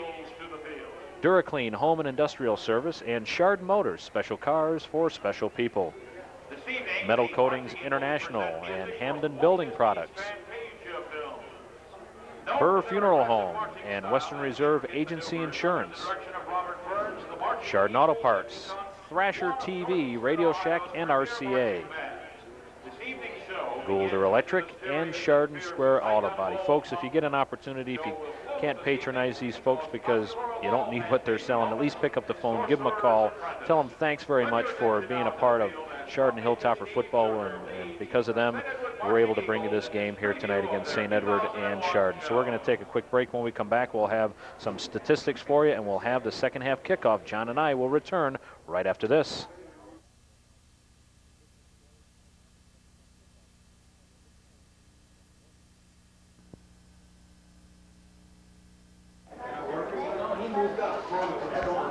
Well, 21-7. There you see the St. Edward Eagles lead the Chardon Hilltoppers. And could have been a lot better for Chardon in the first half, John. They, I mean, if I told you before the game that Rayshon Stover, who averages 100 yards a half, was going to be sitting with 65 yards, you'd be thinking that was a pretty good job. And I'd say a bulk of that, and probably a vast bulk of that, came in the second quarter, too. Yep. Because first quarter, I'd be surprised if he had over 15 yards on the ground. So he really didn't have that much, but like I said, it's 21-7 right now, but the score is really not that indicative. You take away the last 3 minutes of that half or something, and it's a tight ball game, and maybe could have been even tighter. Yeah, so Rayshon Stover, 65 yards net, 2 touchdowns. That gives him a total of 11 on the season through the air and on the ground. Sean Carney was 6 out of 8, so he used his passes wisely for 101 yards, which is right about his average. He's about 112, so he's actually having a better game than normal. Tim Smith was his favorite receiver, the big tight end. Had 1 catch going into the game, ended up getting 3 more for 79 yards. And for Chardon, about the only thing we can tell you is on a team basis, Chardon's put the ball on the ground 130 yards, so not too bad. And as a matter of fact, the St. Edward statistician who handed me the numbers said that's the most yards they've given up on the ground in a half all season. They moved the ball very well, especially those first couple possessions. They weren't getting in the end zone, but they were getting the ball, moving down, moving the stakes, grabbing a couple first downs each time. So, yeah, they started out very, very impressively and actually outplayed that first quarter. St. Ed's, who is a multi-talented team, they just got to get that momentum back and start out playing them right here again. And this first possession should be a sign as what is to come. Brian Pierce kicks it off. It is taken by Robinson. Robinson across the 20, up the sideline to the 26, 27-yard line, and that is where Chardon will have their first possession of the half. It looks like John Housen in the backfield along with Eric Clary. They'll also have Ben Kevern obviously at quarterback. It looks like the same unit that started out that first half. Let's see if I didn't realize. I've been looking at 79 the whole game, Matt Arnold, but I didn't realize until he was running out on the field then. You can see him on the far right-hand side with his head down. 6'6", 310 pounds, and if we get a chance to watch him stand up, you'll see what I'm talking about. He towers over. Yeah, when he's standing up in the huddle, you can see him when he's lining up there. His shoulders are 8 inches above everybody else's. Straight up the middle they go for a gain of about 2. I think that was Housen. Nope, check that, Kevin Neal. There's the third member of the backfield. Yeah, going right to the fullback, try to open up the middle a little bit, and hopefully get him to squeeze in some so you can cut it off of the tackles a little bit and start getting the bigger yardage. Hope you enjoyed the halftime with the Chardon Hilltopper Marching Band. Seemed to be growing in numbers. I looked down and went, wow, there's a lot of people out there. Didn't realize that the band had gotten that large. Second down, and it looks to be about 7. Up the middle again, it's Neal. First down and then some. Keeps the legs turning across the 40, up to the 43-yard line. And that time it slanted a little bit off tackle there, and he was able to get a little bit more running room. And they're moving the stakes, and that's exactly what they need to do out here. Well, it's nice to see there's no panic mode here. Plenty of time left. You get a good sustained drive, get in the end zone. You're only down by a score. Yeah, that's only 14 points, and 14 points in high school football is not an insurmountable, short of being in the last 6-7 minutes or so. First down and 10. That time it's Housen, and Housen will get up to the 45-yard line, so he'll pick up a couple. How about that game a couple of weeks ago? Pie Valley giving up 91 of them. Wasn't that the Cardinal? 91 to nothing? Yeah, 91 to nothing, and that was like 63 to nothing at halftime or something. And what do you do in the second half? You got to run. I mean, you put your you water JVs it down in and there stuff, but you don't tell them not to play hard. Right. Well, that's how you get hurt, when you start trying to play half speed. But they put 2 touchdowns in the third, 2 in the fourth, so that's not exactly rubbing it in or nothing. It was just circumstance if they took it to them early and put the hurts on them. Second down and 7. Got some movement on the left side. They're moving, pointing at the tight end is the one that picked up on that one for Chardon. Let's see if they were procedures. Chardon. Yep, I think that was Brian Landis, who moved. This is 5-yard penalty. bring takes in the Matt ball back Agnich. I guess to they're the going to go 40-yard double line. tight end Bring set up a here. 2nd down and 12. So 2nd down and 12. Sprinting up to the line of scrimmage. Chardon really needs to play a flawless second half here, John, in order to have a shot. Clary stayed on his feet and picked up 2, Just a maybe couple, 3 yeah. yards, almost back to the original line of scrimmage. So 3rd down and long await the Hilltoppers. Yeah, just got inside the stake there, so it's a little short 10. Boy, a couple of mistakes, as you said, in the first half when they got the fumble recovery. Then they fumbled it right back. Yeah. Didn't have a Put the chance hurts on to 'em. push St. Ed's further down. They gave it right back in the shadow of the goal line there. Then the big hit on the blind side. You know, that's, you just needed somebody to pick up a block there that didn't. 3rd down and 10. Kevin looked like he might be changing the play. Hands the ball off. And that is Colin Henderson. And Henderson gets the first down yes. as he goes to the 46-yard line. Got it by about a yard or so. I'll tell you the one thing that you see when you look through the Chardon in prepping for this game this week and going through the stats and going through the numbers, and a lot of seniors on this Chardon team. Oh yeah, it's a lot heavily of seniors. senior-based team. I mean, I'm just writing seniors. I'm writing down my depth chart. Senior, senior, senior. 1st down and 10. The ball is spotted just outside the 45-yard line of St. Ed's. Kevin changing the play. Sends Henderson in motion. And Colin gets to the 40, maybe just inside of it, so a gain of a solid 6 yards there. Yeah, he's running hard today. Also there for St. Edward, Kevin There's that little handoff there. You see Chris Peshek out in front as the lead blocker. Yes, pulled from his right guard position and helped open up that little lane for Henderson to get a good gain out of. J.J. Boone was there. Brian Pierce was there for St. Ed's. That's what you do.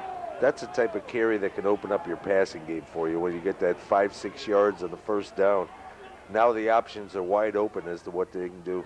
2nd down and 4. Again, it's Henderson. Tripped up. And I think he is going to be, they're going to give him the 1st down as he almost got to the 35-yard line. I was looking at the linesman on the far side, and he looked like he was going to come up short of the 1st number down. 50, Jason Giacchi, just reached out and was able to grab the ankle of Henderson right there as he went by. And I'll tell you, Henderson would have had more room there. He probably could have grabbed another 5-6 yards if that ankle hadn't been grabbed. 1st down and 10. Clock is running. 7 minutes, 30 seconds to go here in quarter number 3. It is 21-7. St. Ed's leads Chardon. Chardon doing a nice job here opening up in the 2nd half. Kevern straight up the middle. He goes to Neal. Again, you got that 5-yard gain or so. Almost 6. Cameron Rose off the bottom of the pile. Also see Ryan Mirando coming up. And also Ryan Keenan.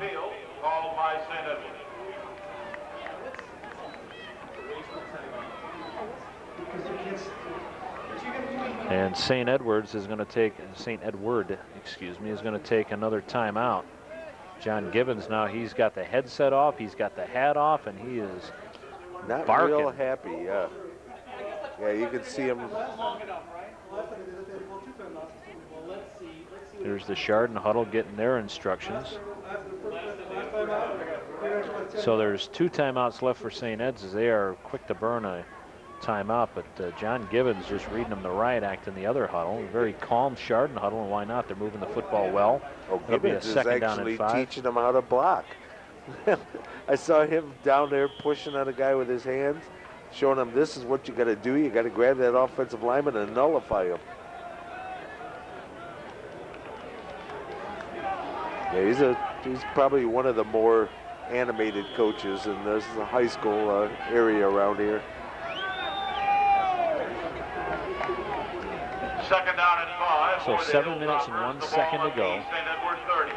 Here come the Hilltoppers on a 2nd down and 5. Ball right at the 30-yard line of St. Ed's. Kevern hands it off again. This is Neal, and he's got the first down as he's inside the 25 to near the 24-yard line. This is exactly what Chardon needed to do this half. Just get right back into it and start moving those stakes. I mean, it'd be terrific if they can punch it in the end zone, but at least they've established themselves a little bit here.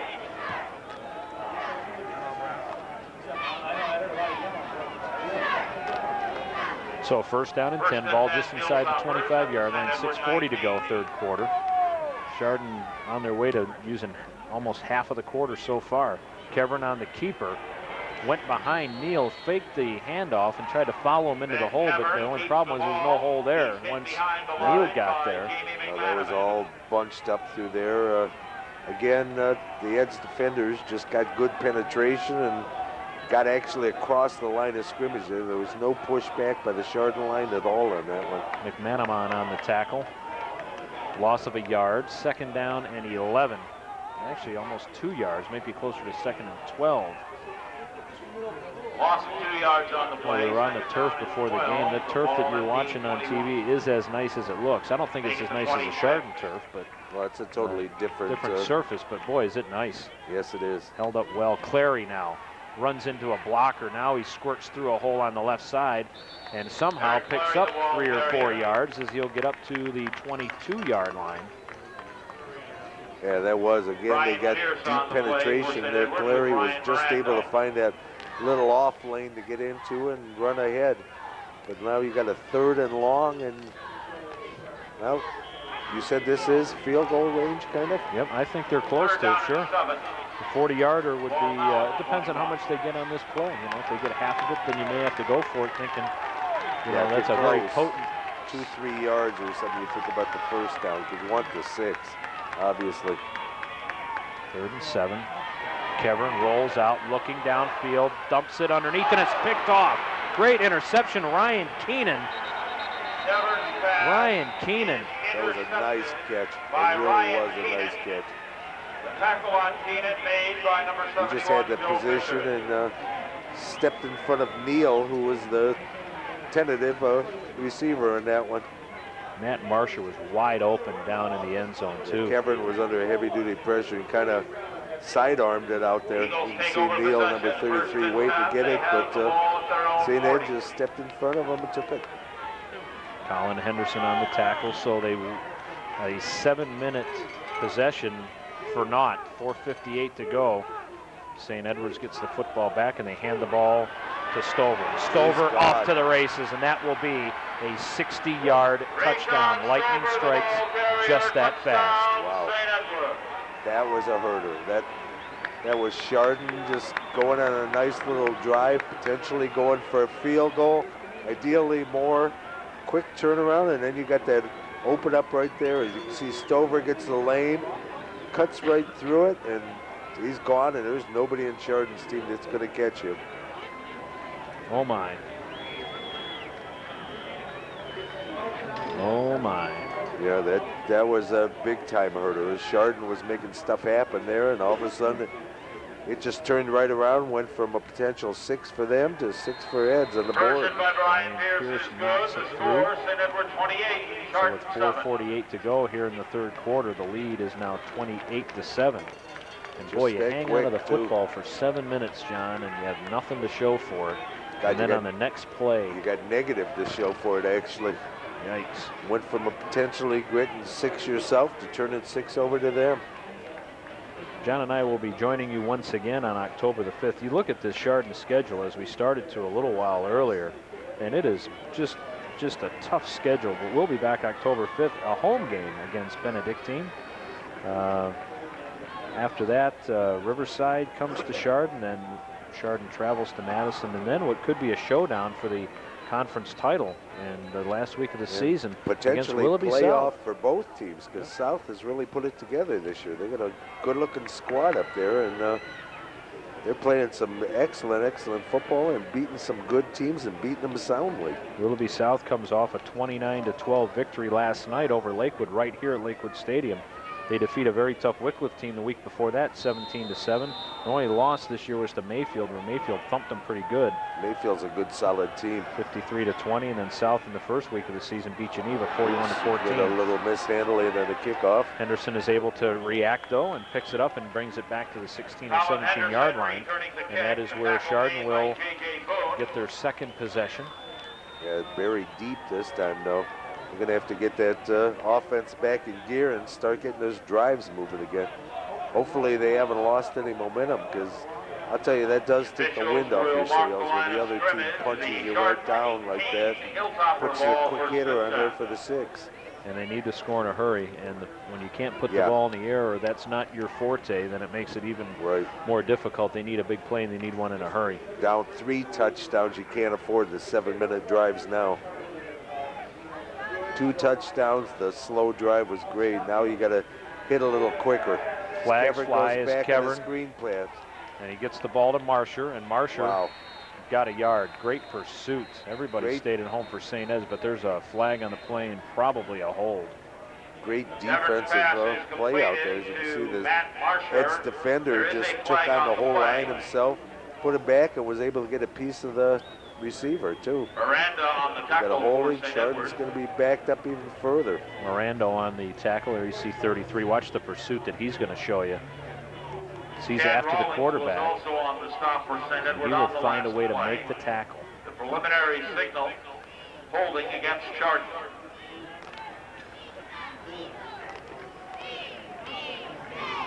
Holding is the call. Holding is the call. The ball is stepped That'll take back. the ball back to the 9-yard line. It is first down and 20. Yeah, that just drives them Bring up a deeper first into the and hole 20. and very much limits what they can do. Here you can't be too wide open, because you can't afford to put, well, he is going to put the ball up in the air. Kevin fires, pass is incomplete. Intended for McCauley. That one short hopped in, and again, Mirando is on the coverage. And again, Kevin was under heavy duty pressure that time, as St. Ed's line just took control and got deep into the backfield, and I think Kevin was forced to throw it a little quicker than he wanted. He actually had to hop a little bit to throw that ball, to be able to see over the people that were right in his face.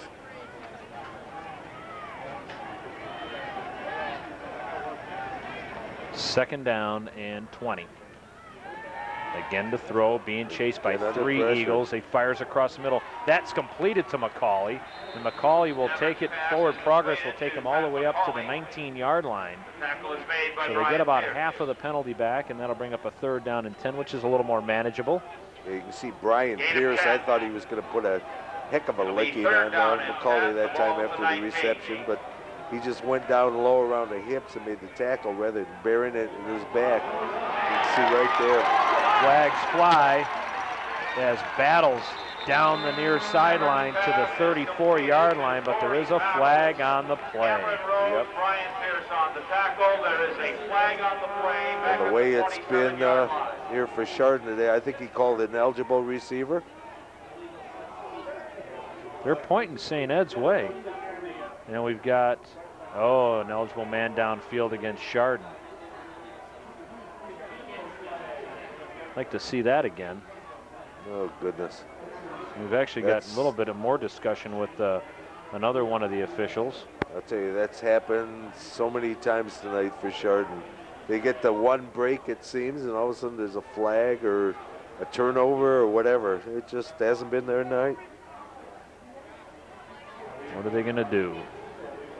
They're talking about something down on the field, which that can't be bad, because it can't get worse for Chardon. They'd have the ball, because Jerry Sawicki told the linesman at the 34-yard line down in front of us to stay there. What do we got? Now they're keeping it, and they're waving them off. Yep. So the penalty's going to stand, and it's going to come back. Substitution was the call against Chardon.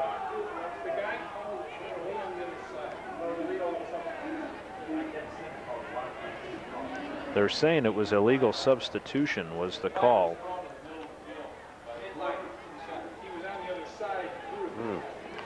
Thought the head tap was Used to be an man eligible downfield. No, illegal participation's 2 hands on. Ineligible man downfield is what he called. That's what I thought one hand on tapping the head was. Because I got the little official thing right here. Let's just Two hands on the head is let's illegal listen to us and participation. nobody else in the booth here. One hand on the head is an eligible man downfield, which is odd. At any rate, it's going to be a third down back, and yes. third down and 14. Kevern tries to slip away and can't. Gets across the 15 to the 17-yard line. I think that was a design quarterback draw play to try to nullify that rush, but they were in tight on him and took him down. See if he ever was really going to pass. Nah, he put that ball away. That was a design quarterback draw. Dragging him down from behind was Jamie McNamara. Yeah, they down. had pressure on him, and they had it tight, so there was really no place for that play to go either. Clary to punt. Cameron Rose will stand back at midfield. Could use a heavy-duty career punt here from 4th and 11. Clary gets it off. It's a wobbler. Rose takes it on the run at the 45, inside the 35 before he's dragged out of bounds at the 33-yard line. And St. Edwards will have fabulous field position with 2 minutes and 35 seconds to go. Yeah, they are starting out very, very nice here. I'll tell you, if they push another one in, then I'm afraid that's going to about seal it. Like you said, Chardon's passing game, it did open up except for the penalty that put the brake on it, but for the most part, that's not their forte. They don't want to have to go to the pass, and well, I think they're almost into the passing situation now because we don't have much time left here in the third quarter. Stover up the middle, a helmet goes flying off. Check to make sure there's not a head inside of it. Yeah. That was Neal's helmet who came flying off, and thankfully Kevin's head is still on his shoulders. Yeah, he's got a place to put the helmet back on, it looks like. 2nd down and 5. You see Kevin out there without the chapeau. And it didn't really look like there was anybody around him on contact. 2nd and 5. I don't know how that helmet came out. Carney on the bootleg. Nobody near him to the 10. Out of bounds inside the 5, and a flag goes flying, and that may be a face mask. Yeah. That came in right at the tail end. I don't think it was a late hit. I think it was just a face mask. It had to be. Where that flag was going, that's what it is, a face mask, and that'll be half the distance to the goal. The good news is it's only a couple-yard penalty. Face masking the preliminary call. Bad news is it's 1st and goal at 2 for Eds. Yeah, he sucked him in pretty bad on that one. That was it. He opened up on the fake, and they came right into the middle there, opened up the whole outside lane. Well, Carney's good for about 40 yards a night through the or on the ground, so he does have that potential. Yeah, he's probably got a good 40 there because that was with 30, 35 of it. Yep. 1st and goal from the 2. Carney looked like a busted play, but he still gets into the end zone for a touchdown. Yeah, he looked like he missed the handoff on that one. It should have been handed to the first back, but he just slid over one position and followed him in. You can see here. Well, I don't know. He did pull it out like it might have been a design play. It just looked a little fuzzy there. Well, this has gotten ugly fast. Brian Pierce attempts the extra point, which is right through. So with 1:53 to go here in quarter number 3, it is 35-7. St. Edwards with the lead. Chardon got their first score at 11:56 in the first quarter. Eric Clary on a 7-yard run. Josh Long banged it through, made it 7-0. Life was looking good. Rashawn Stover went in from a yard out with 6:39 to go in that same quarter. Brian Pierce's PAT tied it at 7. And then 2 more scores in the last 3 minutes that really hurt Chardon. Mark Starron, a 1-yard run. Rashawn Stover, a 19-yard run. And at the half, it was 21-7. And it's been Stover and Carney here in the third quarter, and that's where we sit right now at 35-7.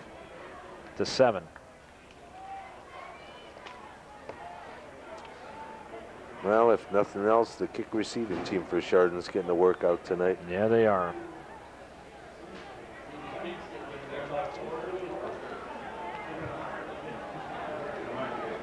So Brian Pierce to kick. Ben Wolf, Ben Robinson, Colin Henderson, all deep. Robinson, Brian Pierce to kick off. Henderson back deep. And here's the kick, and it's a squibber. Into the end zone they go, and that'll be a touchback. Yeah. Yeah, once it enters the end zone, it's done. Ball goes into the end zone for the touchback. Chardon will begin play first and 10 at their own 20. Well, they get it out to the 20.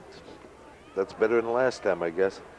Yeah, they consider that a muff, so he's fouling it into the end zone. As soon as he breaks the plane, right, it is a touchback, and that actually was good news for Chardon there. Right, a muff is when the ball's impetus takes it further. So a first down and 10 for Chardon at their own 20. Let's hope for our sake that they keep the clock running. Keep the ball out of St. Edward's hands because they're tough. They offensively started out a little sluggish, but they've been something. Kevern on the keeper. Yeah, they're knocked just down behind the line. Ball carrier. Giacchetti on the carry. Yeah, that defensive front is just taken over, and they're just living in the Chardon backfield now, which there isn't a whole bunch you can do when you got the guys getting in that quick on you. You can't pass, you can't run because you can't get anything started. Second down, 12, the offensive line's got to push off a little bit, and you know, they got the advantage of getting off. They know when the cadence is called, you know, as long as that's being varied, and Ed doesn't know as well. You just got to get off, get a push, and keep that guy from penetrating into your backfield. Second down and 12, a minute 4 to go. They bring it to Henderson. Henderson to the 25. Brought down at the 27-yard line, so he'll pick up a good 6.5 or 7 yards there. We'll get third and short now.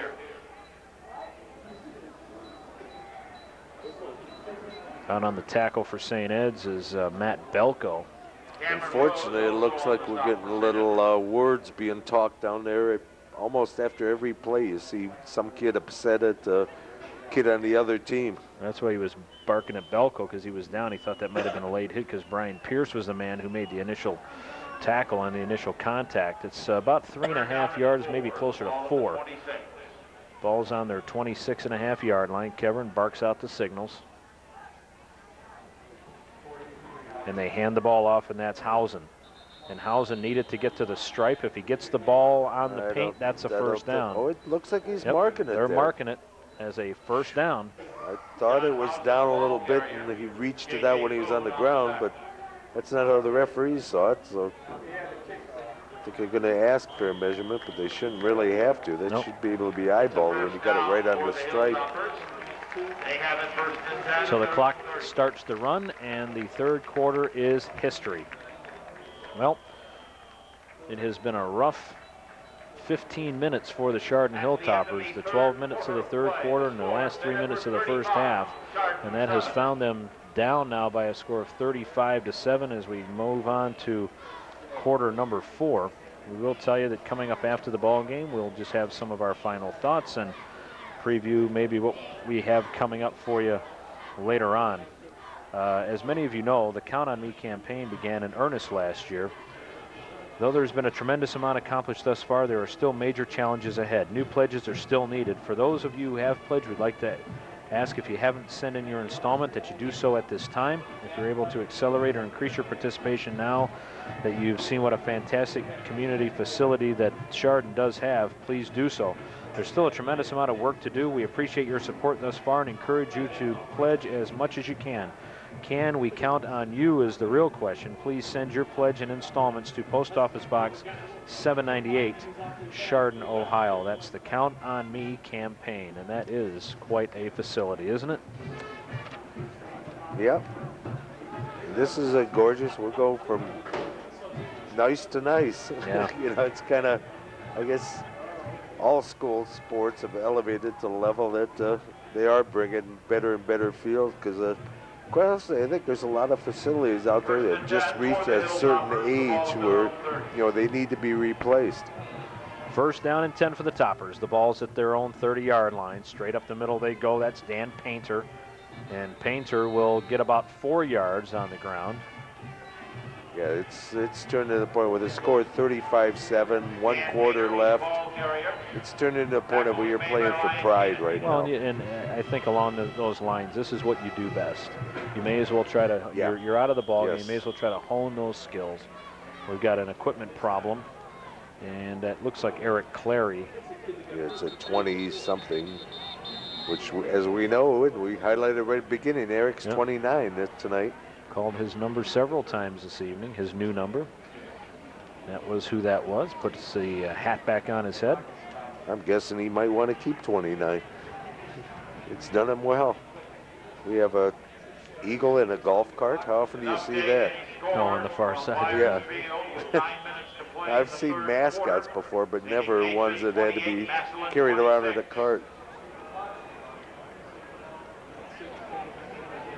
What they just, did you hear that Ignatius score? Yeah, 29-26, something like that. Wow, that's two powerful teams. That's Clary. Gets the first down across the 40 to the 42-yard line. Brian Pierce again on the tackle. I really like this guy. He really does a fine job from his defensive back. He's got the 4 interceptions on the season. He's had over 20 tackles coming in today's ball game and has shown why. Yeah, he plays a very, very aggressive position out there.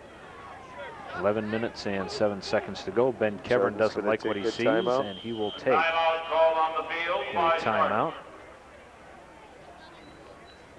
And what is that? It's Chardon's first this half. Each have taken one now. They have each taken one, as you said, and once again, we'd like to send out a special thanks to all the GTV funding communities of Burton Township, Burton Village, Chardon Township, Chardon Village, Handham Township, Middlefield Village, and Munson Township. All 7 communities continue to support us through their contracts with GTV.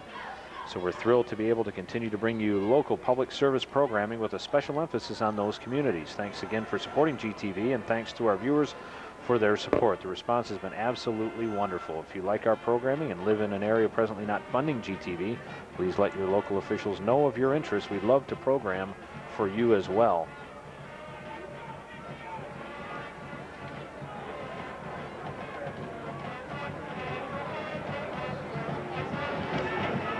Okay, looks like we're ready to go back to action here. And we will... St. Ed's coaches were a little toned down this time. I think he's a little happier with the 28-point lead now. So there's 11 minutes and 4 seconds to go in the ball game. 35-7. St. Ed leads Chardon. First and 10 for the Hilltoppers.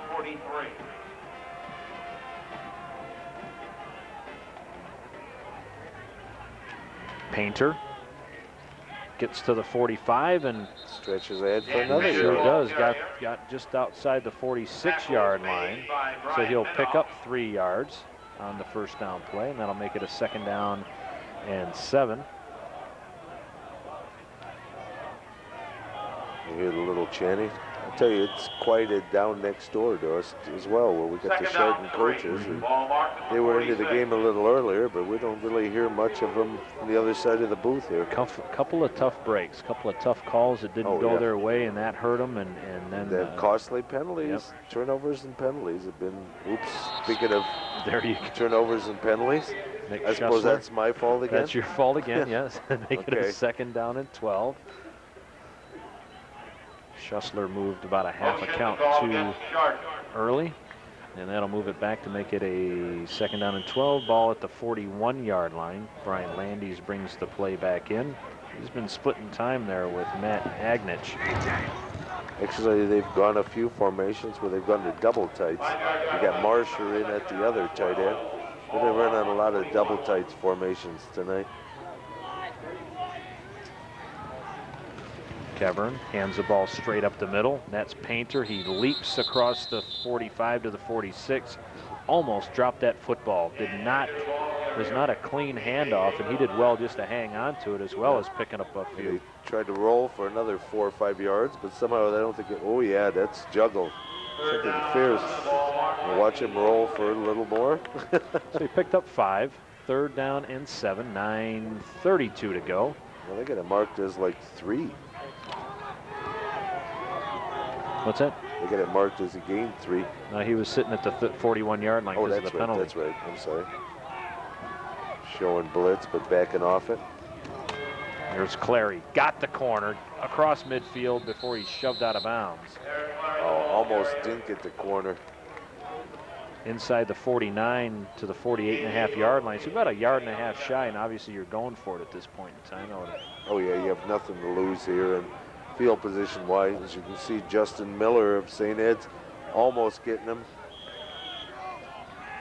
Stretching out, just not able to get enough of Clary to stop him from rounding the corner.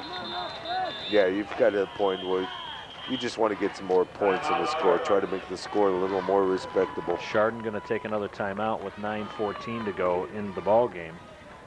Don't forget birthdays, anniversaries, and other special occasions can be made more special through GTV. Send that terrific picture or pictures to us and we'll help highlight the event.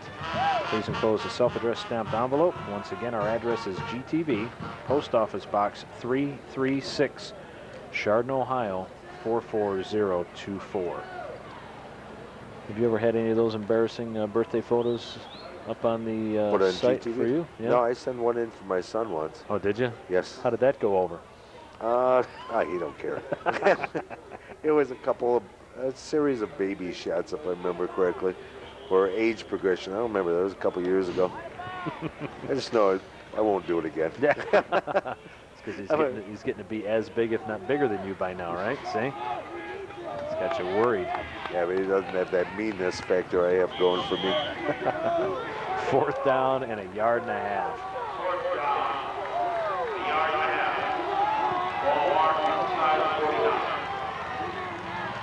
Boy, they're stacked inside, though. Look Yeah, at they are. Strictly run. Oh, and there's another movement. Oh, gosh, we had movement by Josh Washingtowski, the left guard. He went a step and a half before everybody else. Well, They had, I think, 10 people within 5 yards of the ball there. Now it will be stacked in there. A punting situation here. Eric Clary will get everybody going. 11 penalties were being told for Chardon. That's not good. On really the season, they've been penalized 95 yards on the season, almost 31 yards a game. I was going to say that 11 penalties really doesn't spread. Nice punt. Fair catch taken at the 19-yard line. Nice punt by Clary, and St. Edwards will take over. 1st down and 10 with 9:07 to go. See if St. Ed's brings in some new people here. Not yet. Saw Sean Carney come off the bench. Haruki Nakamura is the backup quarterback for St. Edwards, a 5'9", 155-pound sophomore. So Carney will stay in. Carney will work out of the shotgun. He's got Kilbane split wide to the far side. Stover is in the backfield just to his right. Carney going to take the snap. Carney rolls out, being chased, being hit, and being sacked back at the 4-yard line. Joe Fishner on the sack. Great coverage by the DBs of Chardon, and that allowed Joe Fisher to come through and just toss Carney down to the carpet back at the 4. As you can watch here, he did have initially enough time. He just couldn't find anybody who was open. Now he's feeling the pressure as Painter comes in on him. They'll spot it at the 6 now with forward progress. They hand the ball to Stover. Stover tries to spin away, and he goes down at maybe the 7-yard line. He might have got a yard, but I'm not even sure of that. Didn't look like he did. Not a whole bunch. It's just kind of, this isn't the spot that Eds wants to turn over the ball.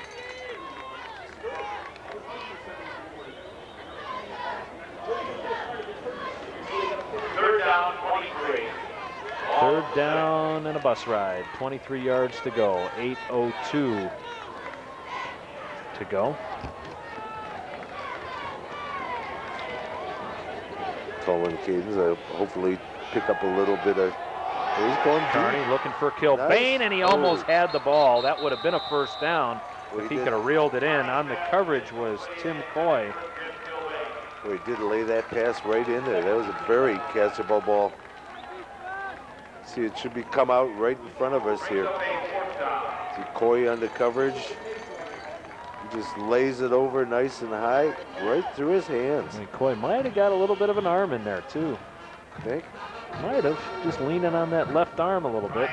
Brian Pierce will stand about as deep as you can stand in the end zone without being out of it. Chardon will get great field position almost here. got the bad snap, which would have been 2 for sure. Over Ender. McCauley on the Taken back reception. by McCauley. Around the corner, has a little bit of a wall, and out of bounds he goes inside the 30-yard line. So Chardon with excellent field position.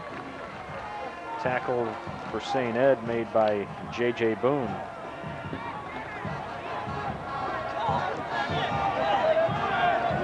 See McCauley.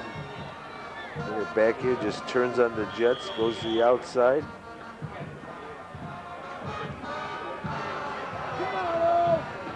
And Chardon will try again. This time from the Ed, what, 28? 28-yard line, yep. They split McCauley to the far side. There you saw Dan Painter. He'll line up as the single setback behind Kevern. And that's Henderson going in motion. Kevern to throw, pump fakes.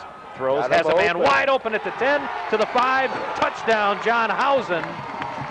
He did break wide open out there. 28-yard touchdown reception.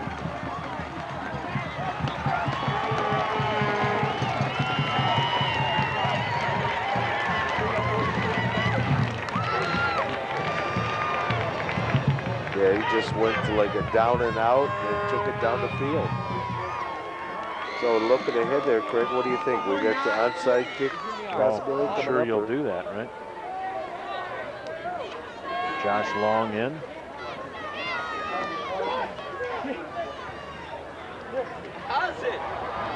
Bad snap.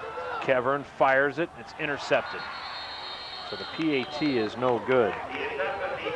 And with 7:32 to go, it is a 35-13.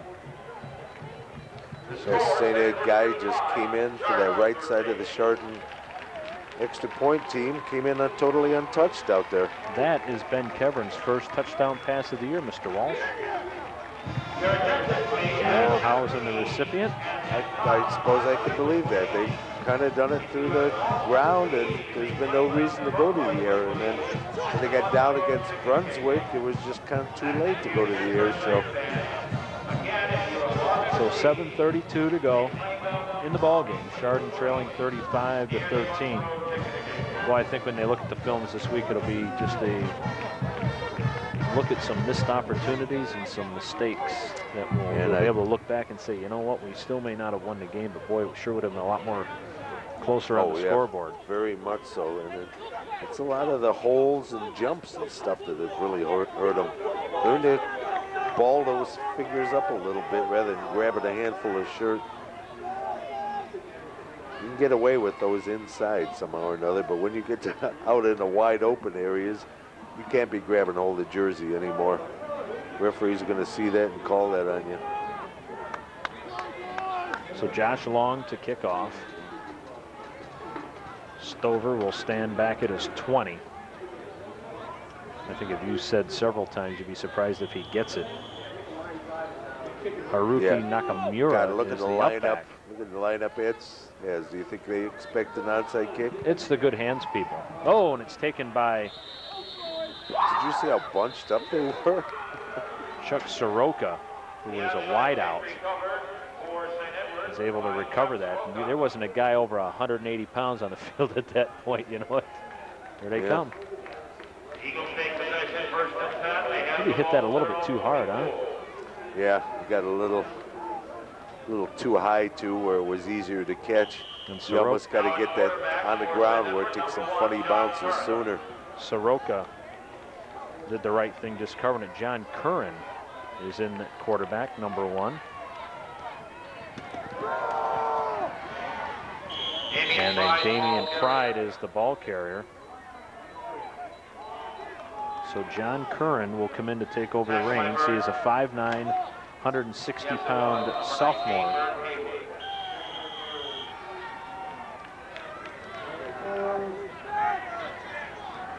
And we've got a man good play down down for in the Chardon. field.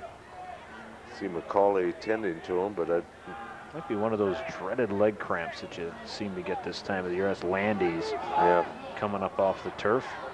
So a gain of a yard on the last play. There's 7 minutes and 13 seconds remaining in the ball game, and St. Edward has, at least in some respects, put in some of the second teamers. Damian Pride, the last ball carrier, is a 5'10", 170-pound sophomore who has carried the ball 5 times for 64 yards. That's not too bad of an average. They'll split Nathan Bryce to the far side. They still stick with the same 2 tight ends, Tim Smith and Matt Belko. Also into the backfield is Kevin Quinn, a 5'10", 205-pound junior. He is the up back in that I formation, and Quinn has carried the ball 4 times for 9 yards. They run the clock down. Curran is looking for some plays on the sideline. Takes the snap.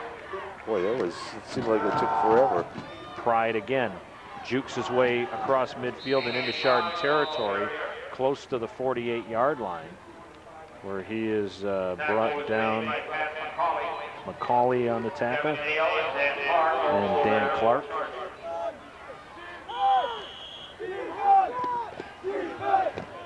Bunch up in there. Third down 2.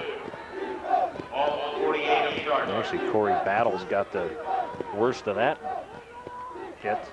Going with a no huddle again. Third down and 2. They use that a lot. That's what I they haven't do. seen a high school team use it that much. That's the same as Lake Catholic this year. Lake Catholic's gone to a full no huddle offense.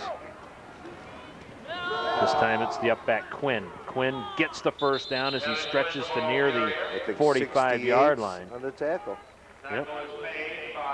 Kyle Walsh, that's your boy. Goodness, his second play of the game. All right. All right. Even heard his name. There's the junior crowd cheering for their junior player. I heard his name rattling throughout the stands there too. That's official. First and 10 for the Eagles at the Chardon 45. 5 minutes and 50 seconds to go. So what's he playing? Down lineman? Yeah, he's one of the tackles on the inside. And he is 6 foot, 190 pounds now. Gee whiz, I knew him when, huh? When he was 8 years ago. And 140. First down and 10 again. They go to Damian Pride. Pride going to try the corner. He gets the corner.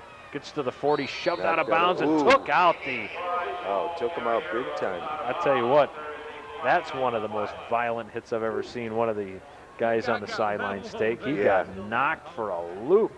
Well, I tell you, you're running those chains, you got to keep your eyes open. Well, first rule of chain school is drop it and run. Yes. And he held on to it too long. Motion, the call against St. Edward. Bam! Oh, yeah, he took it full. I'll tell you, you got the equipment and the momentum coming. I don't care if it's a high school kid or not. It hurts. There's a guy that's going to be dropping that chain a little sooner from here on in. And he took one for the team, all for naught, because we had a legal procedure. They called it illegal procedure against St. Ed's. They have no idea what they're doing. Where are they? Now they're going to move it back 5 to say it really wasn't a 10-yard penalty. Illegal procedure was the 5-yard penalty. And the guy on the chains took one for no reason. Play didn't even count. 5-yard penalty for illegal. Oh, yeah, I'm sure he's thinking of it, or somebody's telling him, hey, you know that shot you took meant nothing. It didn't really happen. First and 15. Curran hands the ball off to Pride. Pride, flags fly. Pride gets dragged down from behind. Another flag comes flying in. Brian Gladwell on the tackle along with Pat McCauley. 2 flags fly. Yeah, there was a whole handful of them there. See if we can see on the replay what it was. Clipping is the call. See if we can see that. I didn't really see the clip on the replay. So that'll march him back 15 more yards, all the way back to the 37-yard line. Can't even count that high. I'm going to have to wait for the scoreboard to tell me how far this is. It is a first down and 17-27, I guess, would be mine. First and 27. First and 27, hot dog.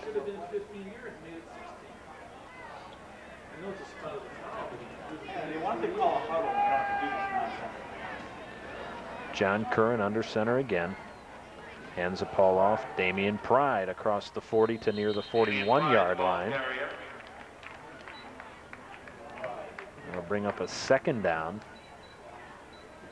I am surprised that with your young quarterback in there, you're not going to a huddle, but I guess if this is what the offense is going to look like, you've got to learn how to do it on the run, right? They want to live with this next year, and they have a senior quarterback. So if this is their quarterback of the future, he's got to learn how to do it. Nathan Bryce is out to the far side. You can see him standing right on the 0 of the 40. It's a second down and 25 as they picked up 2 on the last play. Clock continues to run, 4:22 to go. They do get the play off, and Pride again up the middle. Gets him knocked around. Saw Kevin Neal among others in there. The tackle is made by Jason Suey. Suey also helping out on the tackle. They'll give him another 2 yards, make it 3rd down and 23. Under 4 minutes to go now. Jason Suey, another one of those juniors that's getting a little playing time here. 3rd down, 23. All of the St. Edward 43. All of St. Edward's scoring in the 2nd and 3rd quarter. Nothing in the 1st, and so far nothing in the 4th. It's a 3rd down and 23. They run the option. Curran going to keep it. Curran gets brought down on the play by Aaron Thomas and also Pat McCauley.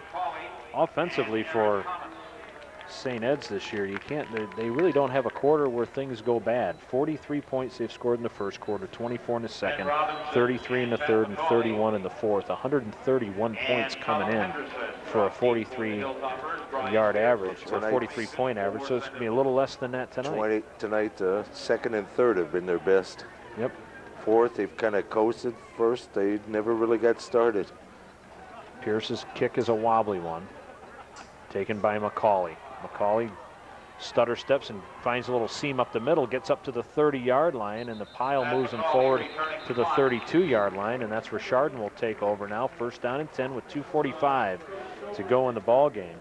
Tackle made by Matt Belko, Mark Stark. Chardon came in scoring 37 points a ball game themselves. Of course, they did have that thumping last week of Mid-Park that helps to skew things. Yeah. But they had only been given up 21.6 points a ball game. 1st down and 10. Looks like we got a new quarterback in there for Chardon, right? Is it? Tony Bosma. Oh, yeah? Huh. Bosma is into the game. Evan Neal, the ball carrier. It's a sophomore quarterback. And Neal stays in the game to run the football. Jonathan Chirac on the tackle. Not a whole lot of running room up there. It's a gain of 2. There's a handful. Did you see that one on the replay? Yep. There was a whole handful of stomach jersey. But that's inside. That's the ones you can get away with. It's the ones outside, like I said, that you get caught on. Brandon Ferguson just checked into the ball game late there. Again, they run the option this time. They flip it back. And that is Ben Wolf. And Ben Wolf will get to the 35-yard line, so he'll pick up a tough yard as we're under 2 minutes to go now here in the ball game. Just a couple of little spells there for Chardon, and that was the difference in the ball game tonight. There you see, waited just till the very end, huh? Jason Suey coming out at center there. 3rd down and 7. Minute and 33 to go. Coy went in motion. They hand the ball up the middle. Straight up the gut they go. Nate Mooney on the run to the 5. Touchdown. That was a 65-yard touchdown run. Big hole opened Nate up Mooney out there. Look at that junior base line that knows how to block.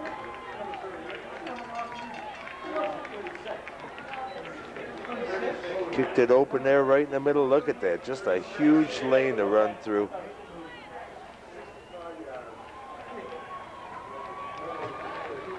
Well, that brings the scoreboard, makes it a lot more respectable now. More, yep. We're down to 1:20 left, and it's 35-19 with Chardon going for the extra point.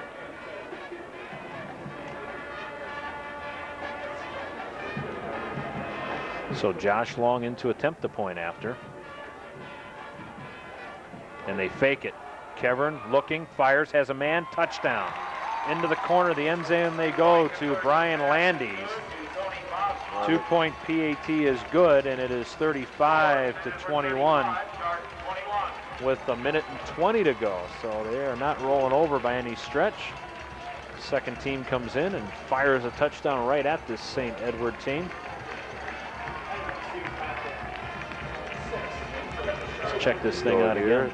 Lowers it, rounds it off. Carried out the fake rather well. Yep, look at Landis in the back of the end zone. Yeah, just nobody around him. Everybody bought in on the extra point. That is the only time that if you've got the ball in your hand, you're allowed to be on a knee and not have a dead ball. That's when you're the holder. Yes. Any other time that you would take a knee like that, you would be down and play would be over. I don't know, how does that written in the scorebook? Does it specify unless you're the holder? I mean, there must be something to account for that there. I think there is, but I'm just thinking out loud. Don't know for sure. Well, there has to be. Couldn't cite you the paragraph and the page number. Because it says you're down once the knee hits. You know what So I'm mad about? I'm mad about these pants of mine. What you get? I just went to, I itched my knee there, and I went, well, there's a hole in my. I caught my britches on a corner of some molding here in the Lakewood press box, right below my knee, and put City of Lakewood, there's a lawsuit coming in the mail there's Monday. a 4-inch gash in the side of my pants. Nicely done. Justin Miller was able to take that onside kick and cover it. Yeah, that time he hit the ground and went for the bounce. Unfortunately, they got the high bounce that went into the St. Ed's. But that's more what you got to do. You can't have the lofty onside kickoff. I think there is a flag. There may be offsides against Chardon. Now they're going to try it again. Yep. Offside, the call against Chardon. Yeah, 1:19 left in the clock. So because they cross the line of scrimmage on offense, it becomes they blow the whistle dead. Yes. For the offsides, I would imagine, because if you're St. Ed, you certainly would want to decline it if you could, right? Oh, sure. Well, offsides is a dead ball fall, isn't it? Dead ball fall. Easy to say, isn't it?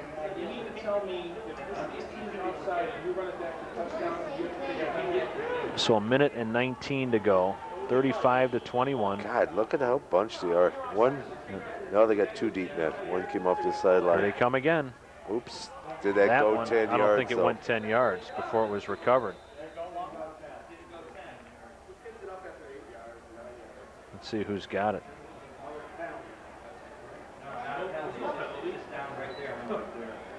So it's down where the guy hit it?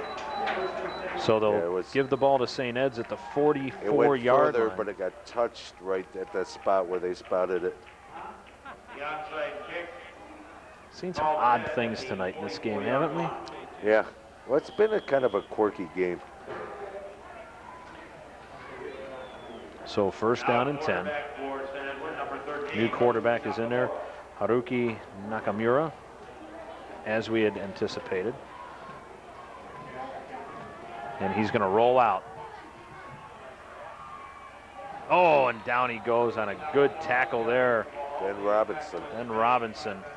You know who he looks like? You know, these uniforms look so much like the Green Bay Packers. Yep. Looks like Chester Markle running around the end. Remember the kicker that was 13 for the Packers? Looks just like him. Second down and 5. The ball marks 39 yards. Chester Markle. Remember that? That's a few years ago. Chester's been out of football for a while. Second down and 5 on the Nakamura run. Clock is running down to 36 seconds to go. Yeah, it's running. This should be the last play of the game. He's not exactly hurrying it either. So much for the speedy game we anticipated. They hand the ball to Damian Pride, and Pride will get the first down. They'll have to stop the clock in order to move the chains. And once they do that, I'm sure St. Ed's will be very happy to just get out of here. They don't even have to take a snap. Clock is now running. And that will do it. Well, yeah, they're just going to let her run out. Chardon showed flashes of brilliance this evening, John, and just could not come up and get the big play. Some self-inflicted wounds.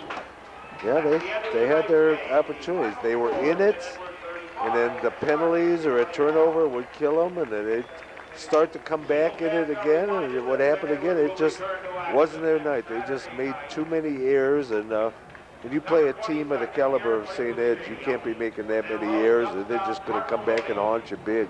Yeah, well, and this is one of those situations, again, Chardon puts these people on the schedule because they know they're going to be tough, and if you can get a win, that's all great, but you hope in the long run that even though you lost the game, playing this kind of competition will help you down the road, and only time will tell that because a tough schedule lays ahead for the Chardon Hilltoppers. Well, that's going to do it from Lakewood Stadium, but before we go, we'd like to thank our sponsors. These are the folks that help bring it to you tonight and have done so in the past. Connecticut Incorporated, Friel and Associates, Junction Auto Sales and Junction Buick, Pontiac GMC, the Chardon Athletic Boosters, GTV. Also like to thank these folks, Sitco and Gary's Towing, Home and Business Storage and the Meadows Apartments, the Hilltopper Restaurant and Air Cleaning Systems, DuraClean Home and Industrial Service, Chardon Motors, special cars for special people, Metal Coatings International and Hamden Building Products, Burr Funeral Home and Western Reserve Agency Insurance, Chardon Auto Parts, Thrasher TV, Radio Shack, and RCA, and Goulder Electric, as well as Chardon Square Auto Body. Well, that's going to do it from here. For our executive in charge of production, Dave Jevnikar, and my partner, John Walsh, I'm Craig D. saying so long from Lakewood Stadium. The final, once again, it's the St. Edward Eagles 35, the Chardon Hilltoppers 21. Stay tuned to GTV. We've got all kinds of other sporting events, volleyball, soccer, things of that nature. John and I will be back again on October the 5th, a home game at Chardon as the Hilltoppers take on Benedictine. Until then, please everybody be safe, take care, and we'll see you down the road. Good night, everybody.